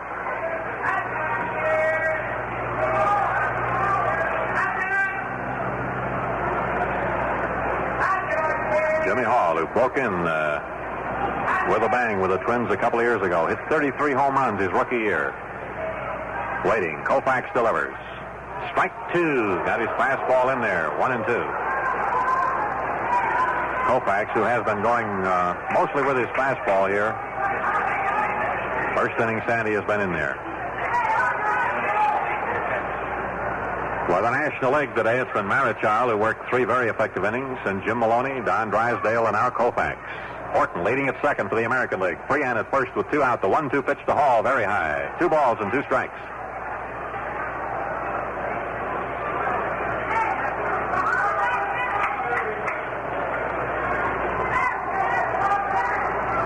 Jimmy Hall is wearing a protective shield to cover his right cheekbone. He was hit by a pitch ball last year and just narrowly escaped serious injury. Takes strike 3. Koufax put it in there, and Jimmy watched it go by. So Koufax pitches out of the jam. 2 left on for the American League. And so, at the end of the 6th inning, the score, the National League 5, the American League 5.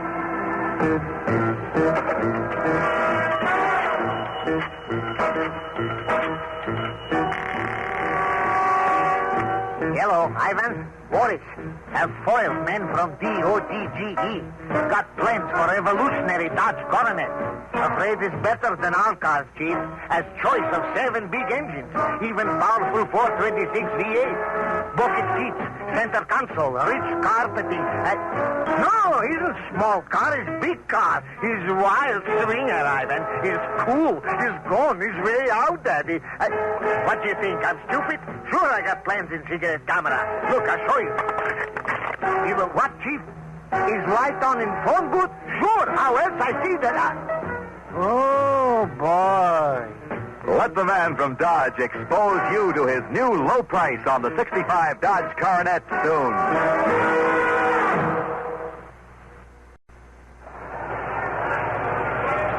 Totals now after 6 innings here at Metropolitan Stadium. For the National League, 5 runs, 8 hits, and no errors. The American League, 5 runs, 6 hits, and no errors. The National League coming to bat in the first half of the 7th. They'll have the top of the order. Willie Mays, Hank Aaron. New to face left-hander Sam McDowell. Willie Mays, who got the National League off and running when he hit the second pitch from the American League starter, Milt Pappas, a long homer over the left center field fence. Willie walked in the second and struck out in the 4th. McDowell, the big left-hander, whining. Here's the first pitch. Swung on, fouled off to the right. 1 strike.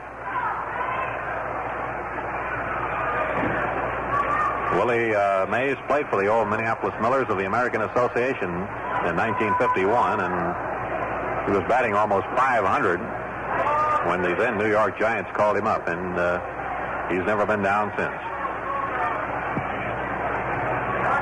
The pitch, fastball from McDowell is high. 1 ball, 1 strike.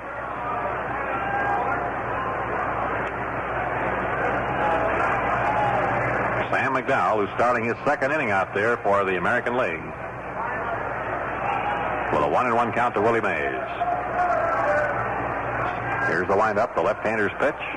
Inside and low, 2 balls, 1 strike.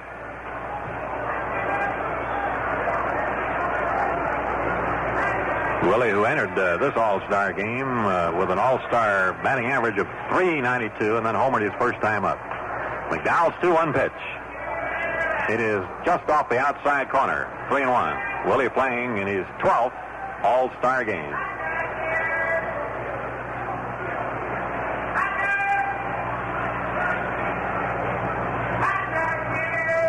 The wind-up, and here's the pitch. Swing and a miss. He took a rip at McDowell's fastball. And now it's 3-2.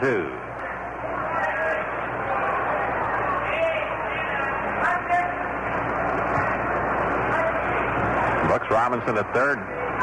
Saul oversized at short. Bobby Richardson at second. Harmon Killebrew at first in the American League infield. And the payoff to Willie Mays. It is high. He's on with a walk. McDowell came in with his fastball, but it sailed on him, so Willie Mays is on. And now Milwaukee's Henry Aaron. Hank has failed to hit in 3 at-bats. He's flied to left, hit into a third, second, first double play, and popped to short.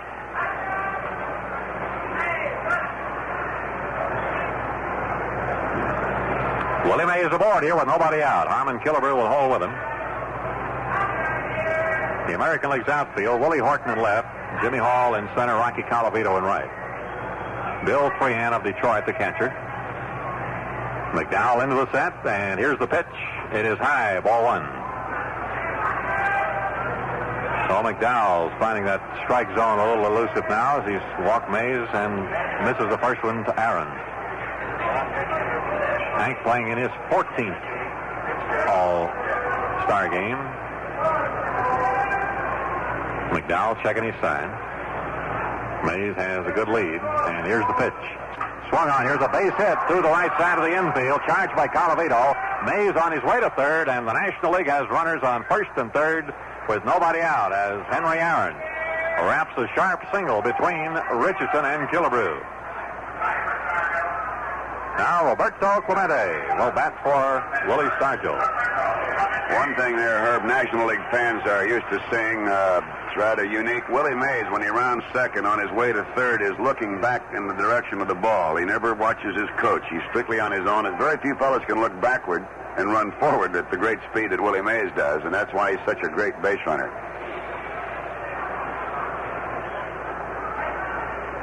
Well, the National Leaguers with a real threat now as Roberto Clemente comes up to bat for Willie Stargell, who had singled and homered in 3 at-bats.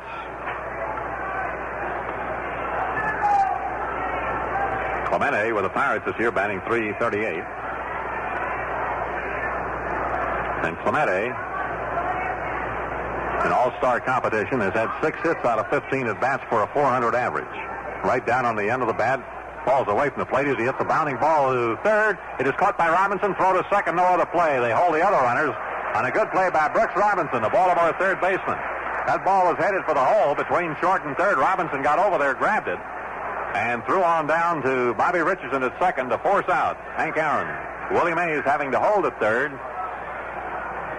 So now Clemente becomes a runner at first. Mays on third, 1 away. And the batter will be Ron Santo of the Chicago Cubs. Ron batting for the first time in the game. Right-handed batter with the Cubs. This year he's hit 17 home runs. Sam McDowell into the set here. The big left-hander delivers. Fastball bounce out towards second base. A tough chance. Off for Si's glove. He throws to first. Too late, and a run scores. Willie Mays comes in, and the National League regains the lead 6-5 on a high bouncing ball over second. The twin shortstop, Zoil Oversize, got over, got his glove on the ball, juggled it just momentarily, and made a late throw to first base. So Santo has an infield hit and a run batted in as Willie Mays scores to put the National League ahead 6-5. Clemente goes to second. And with runners at first and second and 1 out, up comes the Braves catcher Joe Torre.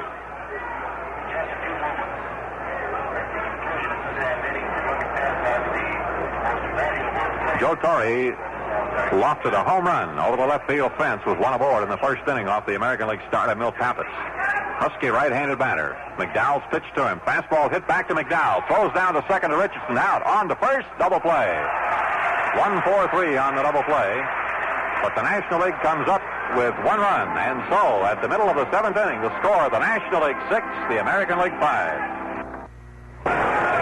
All right, for the National League, 6 runs, 10 hits, and no errors. The American League, 5 runs, 6 hits, and no errors.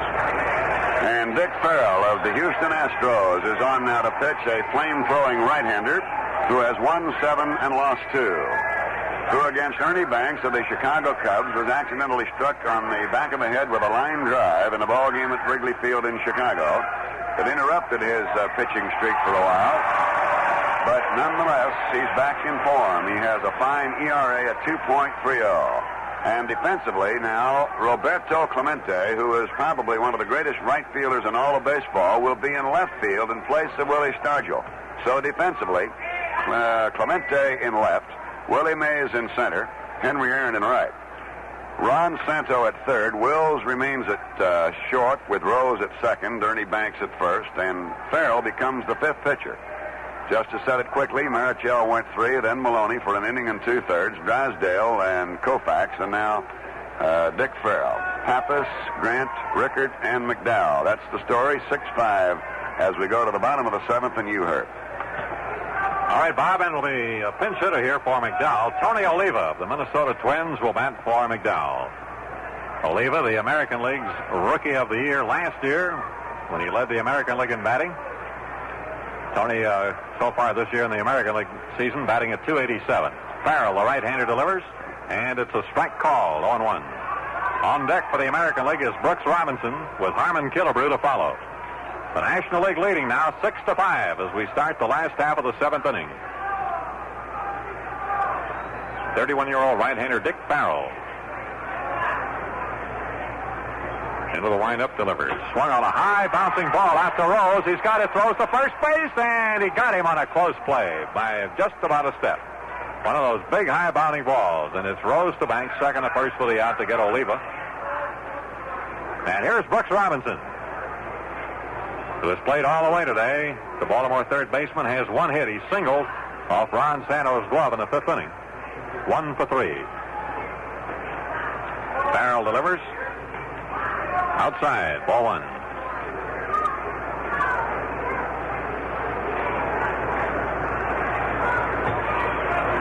Farrell works rapidly. Delivers just outside. Ball 2. 1 out, nobody on in the American League seventh inning.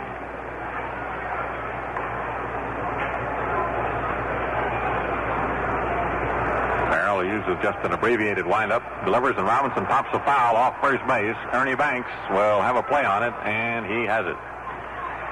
2 down as Robinson fouls out. And now Harmon Killebrew, who pulled a long home run with 1 on in the fifth inning to tie the ball game up. Dick Farrell, originally signed by the Philadelphia Phillies, now with the Houston Astros, out there for the National League. On the mound, Dick had polio as a youngster, and he still does a lot of work in behalf of polio victims. Here's the pitch to Killebrew, a strike call on the outside corner. 0-1.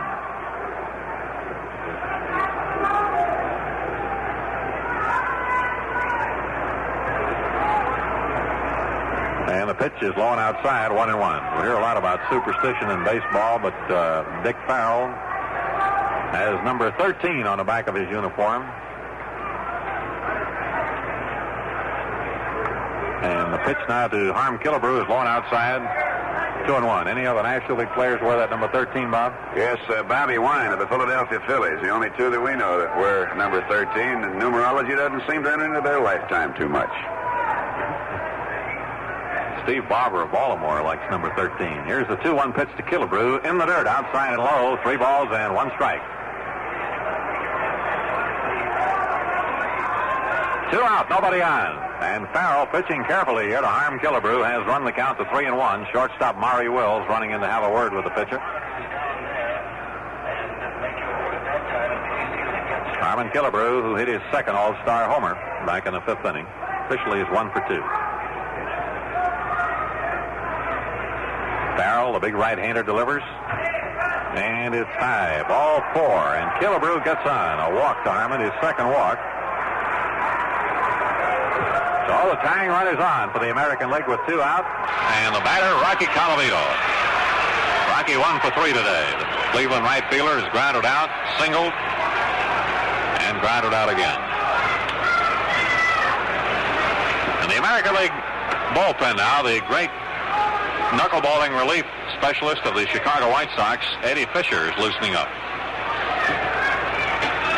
Killebrew at first takes the short lead, and here's the pitch to Colavito, a breaking ball outside, ball 1. Rocky Colavito, who is now doing his second tour with the Cleveland Indians, having started his major league career with Cleveland, then traded to Detroit and Kansas City. It's a high fly ball down the third base line, may go foul. Santo and Wills after it, and Santo, the third baseman, grabs it for the third out. 1 left on for the American League. At the end of 7 innings, the score is the National League 6, the American League 5. Let's say so long to Plymouth's roaring 65s.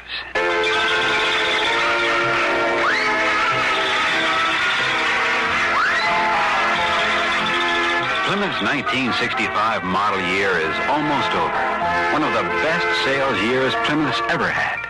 So right now, your Plymouth dealer is throwing one great cleanup party. And your favor is an extra special deal on your favorite Plymouth. Fury, Belvedere, Valiant, Barracuda. Now, if you come to this party early enough, you'll probably get just the color and model you want. But this party can't last.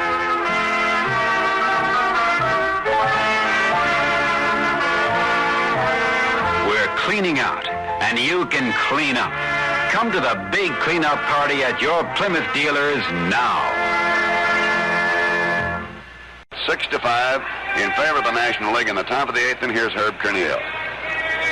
Okay, Bob, and leading off against the knuckleballer, Eddie Fisher, will be the Cubs' Ernie Banks, playing at first base. Ernie's been in there all the way today, 1 for 3, a single in the first inning. Fisher into the windup, delivers. Swing and a foul at the plate, 1 strike. Bill Freehan, the American League catcher, is now wearing that larger than average mitt. Doesn't have too much padding in it. It's almost like an oversized first baseman's mitt.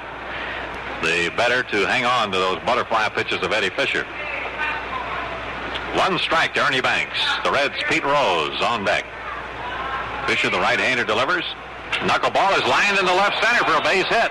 Jimmy Hall tracking the ball down in left center. Banks turns and will hold with a long single. Quick fielding out there by Jimmy Hall. Holds Banks to a single, so Ernie's 2 for 4. And it gives the National League their 11th hit of the ball game. And here's Cincinnati's Pete Rose, the switch hitter who has walked and twice struck out. Batting left-handed now against Fisher.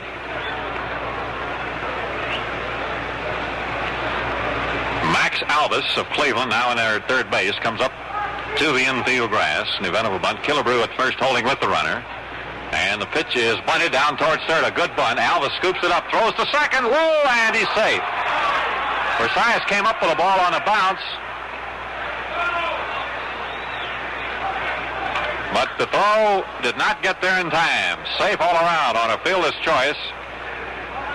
Sacrifice bunt by Pete Rose as Max Alvis of Cleveland fielded the ball, wheeled, threw down to the shortstop. Versailles covering. Alvis' throw was low, and although Versailles came up with it cleanly, the throw was there too late. So now the National League has men on first and second. Nobody out after the sacrifice fielder's choice by Pete Rose, and Maury Wills the batter. Maury has hit to the pitcher, fly to right, single to right center.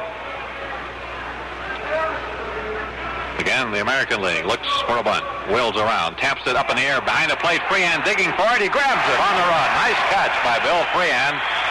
Ball wasn't too high in the air, and Freehan really had to move quickly to grab it before it hit the ground. One away as Wills on the attempted sacrifice fouls to Bill Freehan for the first out here in the National League's 8th inning. And now with the pitcher, Dick Farrell due up. It appears we may get a pinch hitter. The Cubs' Billy Williams looking for a bat down there at the rack over on the third base dugout.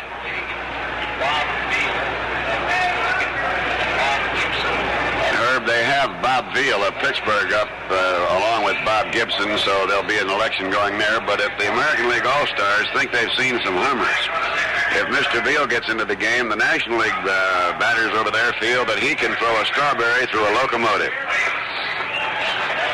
There's going to be a big cloud of smoke over this ballpark by the time this game is over, boy. There's Billy Williams now, left-handed batting Chicago Cubs outfielder. He was selected as one of the alternates by National League manager Gene Mauch. Williams batting .295 this year with the Cubs. He has 12 home runs. Eddie Fisher on the mound for the American League. And the National League threatening with Banks on second, Rose on first, and 1 away. Fisher kicks and throws. Knuckleball, bounce, foul down behind the plate. No, it wasn't a foul, and a throw to first. He's safe. And the crowd thought they had Rose picked off as Freehan pounced on that ball, threw it down to first. Killebrew put the tag on Rose, sliding back head first.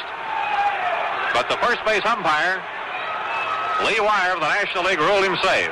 And at first I thought it was a foul ball the way it came out of Freehan's mitt there, but Williams, swinging, didn't get any piece of the ball.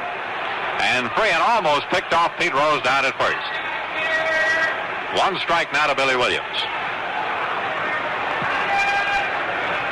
Another former Rookie of the Year with the Chicago Cubs in '61, Billy Williams.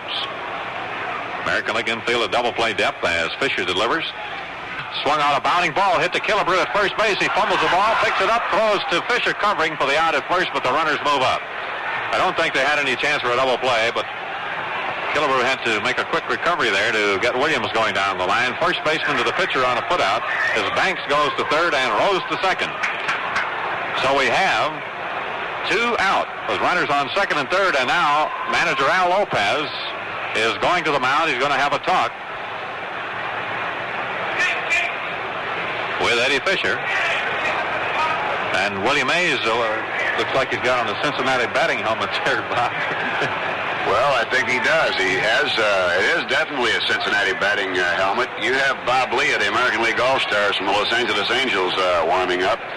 I don't know why Willie has changed batting helmets. Maybe it just fits him a little better.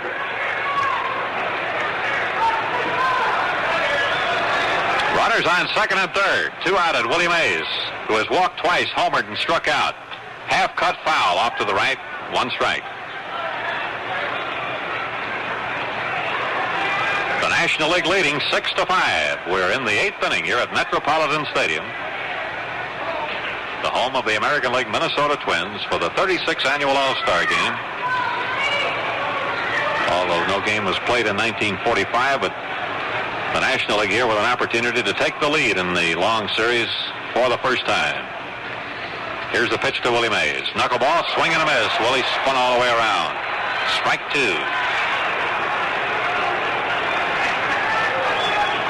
Eddie Fisher this year is using the knuckleball a lot more than he has in previous years. And it no doubt comes, at least in part, from his association with another fine knuckleballer, Hoyt Wilhelm, who's also on the Chicago White Sox staff. Now Fisher has Willie Mays, 2 strikes. Here's the windup. In comes the pitch. Bounding ball to Fisher. He's got it. The throw on over to Harm Killebrew, and the side is out with no further damage. And so, at the middle of the 8th inning, the score of the National League 6, the American League 5. Let's say so long to Plymouth's roaring 65s.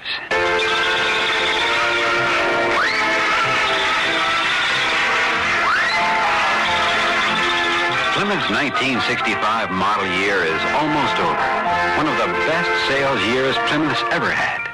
So right now, your Plymouth dealer is throwing one great cleanup party. And your favor is an extra special deal on your favorite Plymouth. Fury, Belvedere, Valiant, Barracuda.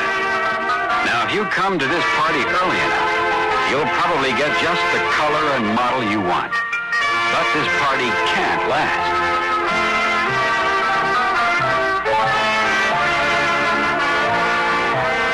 We're cleaning out, and you can clean up. Come to the big cleanup party at your Plymouth dealers now.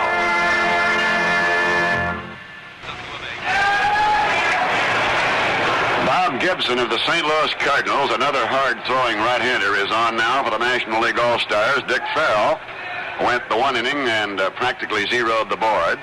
And Gibson is on, and there has been a change at short. Leo Cardenas of the Cincinnati Reds, possessed of what they claim is the finest throwing arm in all of baseball at short, has replaced Maury Wills, so that now you have Clemente in left, Mays in center, Henry Aaron in right, Ron Santo at third, Leo Chico Cardenas at short, Pete Rose at second, Ernie Banks at first, with Bob Gibson and Joe Torre. Herb, we can certainly say this has been an all-star game in every sense of the word, and the fans are getting to see all the great stars from both leagues. Well, it's a wonderful thing, and I know both managers really, while winning, I think was uppermost in their minds, had hoped that the game would develop so that they could use as many players as possible.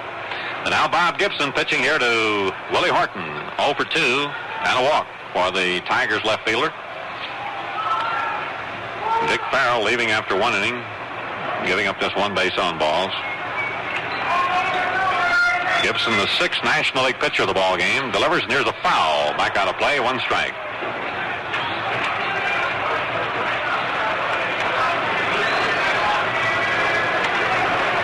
"29-year-old Bob Gibson, 6'1 and a half, 185. Went to Creighton University on a basketball scholarship. And here's a pitch over the head of Willie Horton, 1 ball and 1 strike. I understand, Bob, that Gibson was such a good basketball player, he played with the Globetrotters a little bit. Yes, he did. For a 1957-58 season, many National League players wished that he was still playing basketball. The ball looks like anything but a basketball coming up there the way he throws it. Here's a swing and a miss at a fastball by Willie Horton. 1 ball and 2 strikes.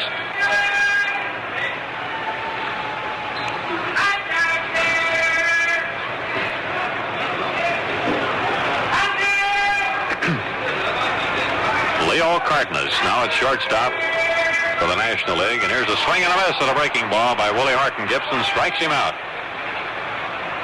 One down in the American League's 8th inning, and Bobby Richardson of the New York Yankees batting for the second time in the ball game.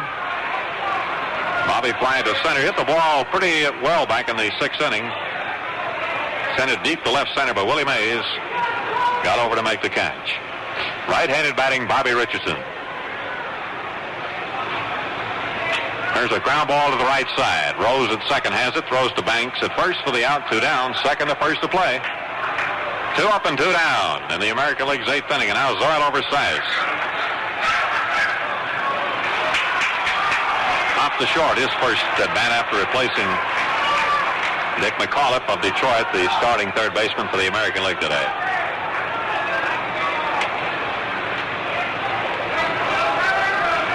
Fireballing Bob Gibson from the St. Louis Cardinals. Into the windup. Here's the pitch. Low, ball 1. Gibson, as did a lot of the Cardinals, put on a strong finish last year. Won 9 of his last 11 last season to help the Cardinals stretch run for the pennant. Here's the 1-0 pitch, outside and low, and then Gibson went on to set a World Series record for strikeouts of 31.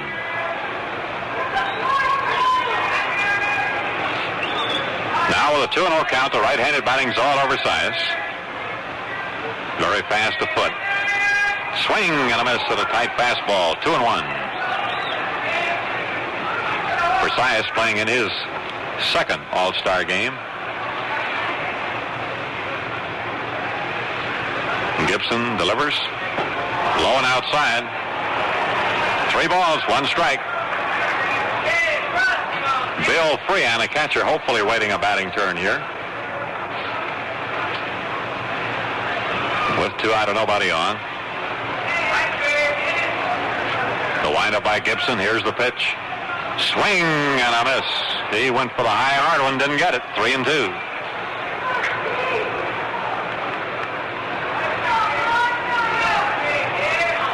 Gibson checking his side with Joe Torre of Milwaukee. Torre has caught the entire game for the National League, and here comes the pitch. A little low, and Versailles gets on. A base on balls to Versailles. To put the tying run on, and here's Bill Freehan. So the American League now has collected 6 walks off National League pitching today, plus their 6 hits. Detroit's Bill Freehan, right-handed batting catcher, drew a base on balls in the 6th inning. Here's a line drive to center, a base hit. Versailles turns second. He'll go to third. May's throw is not in time. Down to second goes Freehan. Runners at second and third.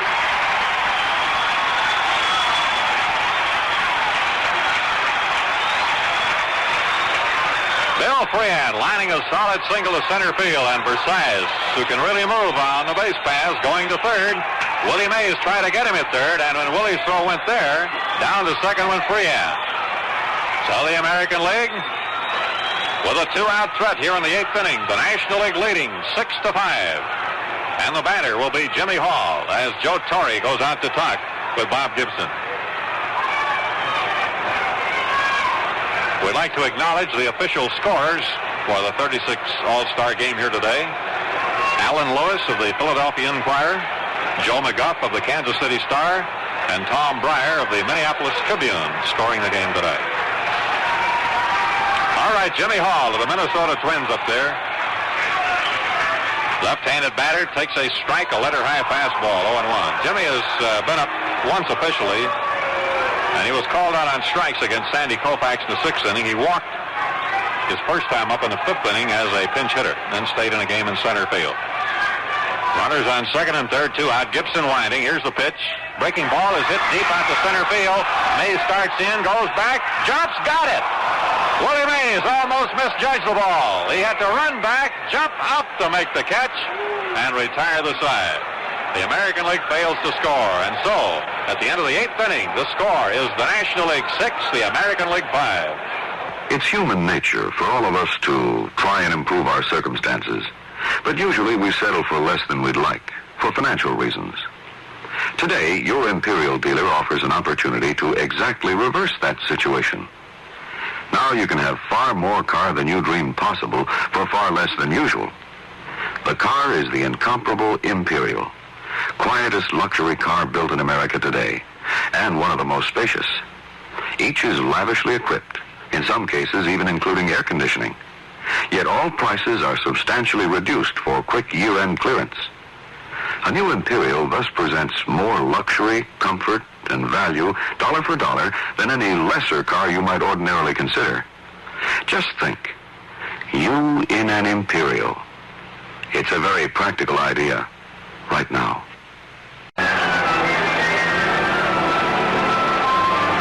totals now after 8 innings. The National League 6 runs, 11 hits, and no errors. The American League 5 runs, 7 hits, and no errors.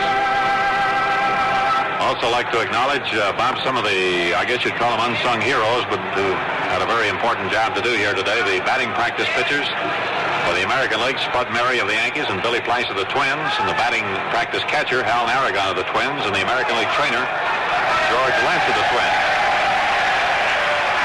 Pitching batting practice today for the National League was Wade Blassingame of the Braves and Cal McLish of the Phillies. Their batting practice catcher was Bob Oldest of the Phillies. And the trainer was Bob Ferrin of the Braves with the honorary trainer Al Schumann of the Chicago Cubs.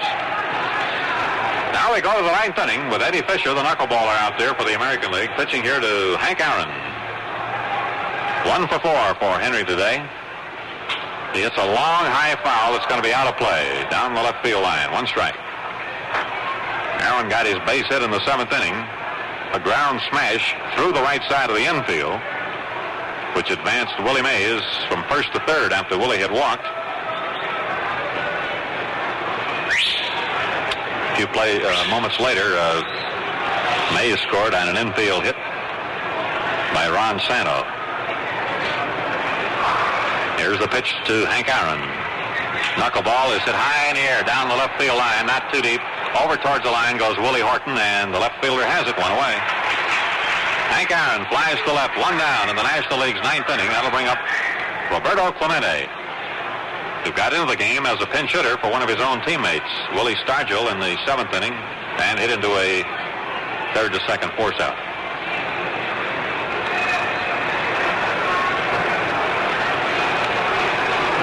Bob Clemente, who led the National League in batting last year, 339, second time in his career that he led the league in hitting. Swings at the bounding ball to short. Big hop for Versailles, and the throw on the Killebrew at first for the out. 2 down. Short the first to play. And now from the Chicago Cubs, third baseman Ron Santo. Man of the game in the 5th inning, replacing Richie Allen of the Phillies. And Santo delivered an infield hit that got the tie-breaking run across in the 7th inning.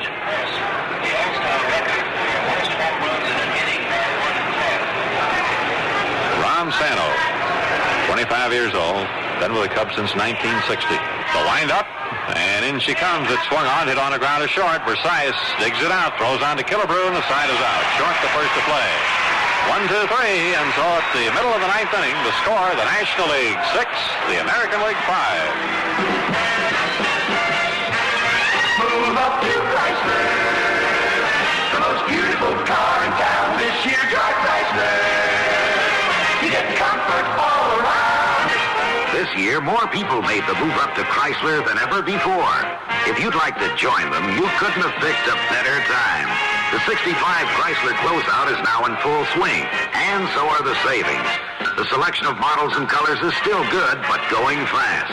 So if you want to move up, get a move on to your Chrysler dealers. You like a low prices, big value stuff you won't move up to Chrysler. The smart new Chrysler. Go on and make your move up today.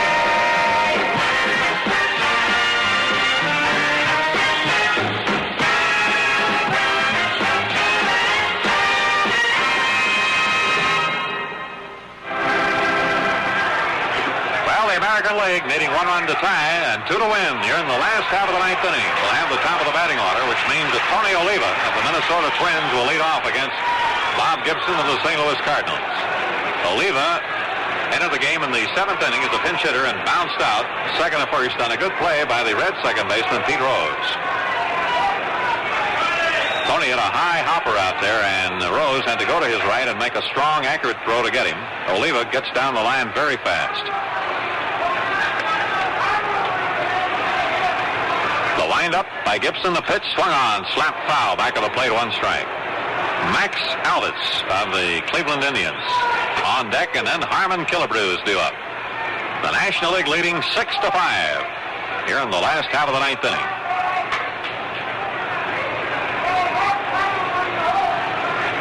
Gibson, the right-hander, with a 1-strike pitch. Strike 2 call. Breaking ball got in there, and Oliva watched it go by. 0-2.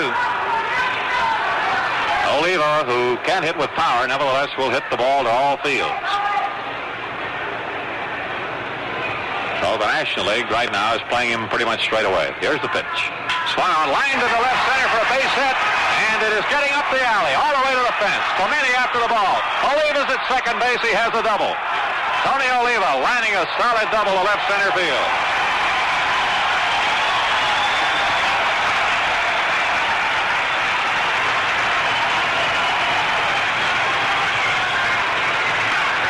So the American League has the tying run on with nobody out as Tony Oliva of the Minnesota Twins swats a solid line drive double between Roberto Clemente and Willie Mays. The ball bouncing off the fence out near the 365 side. And now from the Cleveland Indians, their fine third baseman, Max Alvis,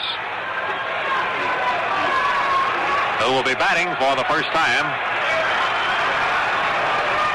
With the Indians, he has an average of 276, 15 home runs. Right-handed batting Max Alvis chokes him out a couple inches. Gibson delivers. The ball is bunted up in the air. A pop-up. Gibson, the pitcher, grabs it. 1 away. Trying to get Oliva down to third where he might score on an infield out or a fly ball. Alvis has popped up, and now Harmon Killebrew, who gave this Minnesota crowd a tremendous thrill in the 5th inning when he pulled a long home run well back into the left field seats with a man on to tie the ball game 5-5. Then the National League broke the tie in the 7th. Harmon has walked twice, homered and flied out. Gibson delivers low and outside. Sharp breaking ball down and away. In the National League bullpen, Bob Beal, the big left-hander from the Pittsburgh Pirates, and right-hander Sammy Ellis of Cincinnati throwing. Here's the pitch. Killebrew swings and he misses. A breaking ball off the outside corner. The National League has 6 runs, 11 hits, and no errors. The American League, 5 runs, 8 hits, and no errors. It's been a great ball game here before a standing room crowd at Metropolitan Stadium. Tony Oliva on second, 1 out. Gibson, the right-hander, delivers, and it swung on, chopped foul. He threw the curveball, and Killebrew hit over top of the wall, just chopped it foul. Harmon goes out to retrieve a straight piece of wax paper that had blown out in front of home plate. 1 ball, 2 strikes. Rocky Colavito, a right-handed batter, is due up, but Joe Pepitone, left-handed batter from the New York Yankees, is on deck for the American League now. Gibson delivers to Killebrew, and it swung on and foul back. Again, he threw the curveball. 1 ball and 2 strikes.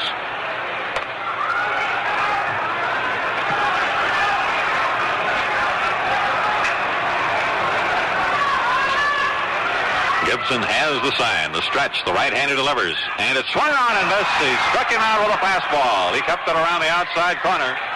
Gibson fans Killebrew, 2 down, so it's up to the Yankees' Joe Pepitone, who is replacing Bill Skowron of the Chicago White Sox. Bill had to retire because of an injury. And now Joe Pepitone of the New York Yankees, who has hit 9 home runs, batted in 38 runs. Left-handed batter. He's batting for Colavito. Rocky had gone 1 for 4, driving in a run with a single.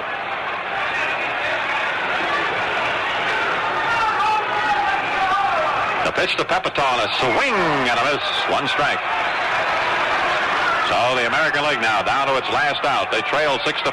Tony Oliva, who led off the inning with a double, is still on second with 2 down. 1 strike to pinch hitter Joe Pepitone.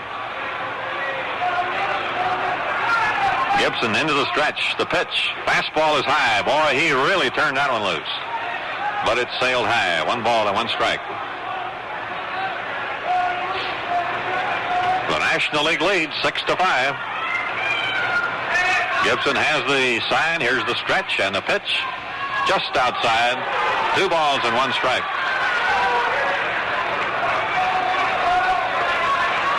Bob was just checking, and the only American leaguer outside of pitcher who hasn't seen action today is Elston Howard of the Yankees. And here's the pitch. Curve had him swinging.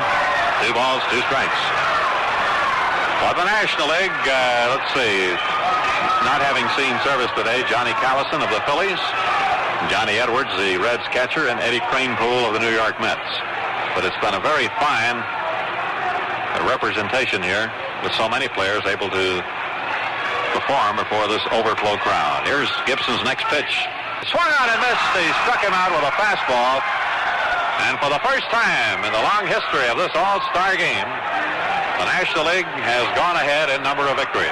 In the 9th inning, no runs for the American League, 1 hit, and they left 1 man on.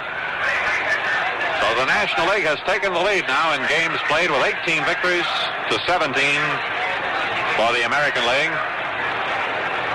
As this huge crowd of over almost 47,000 paid starts to file out of Metropolitan Stadium.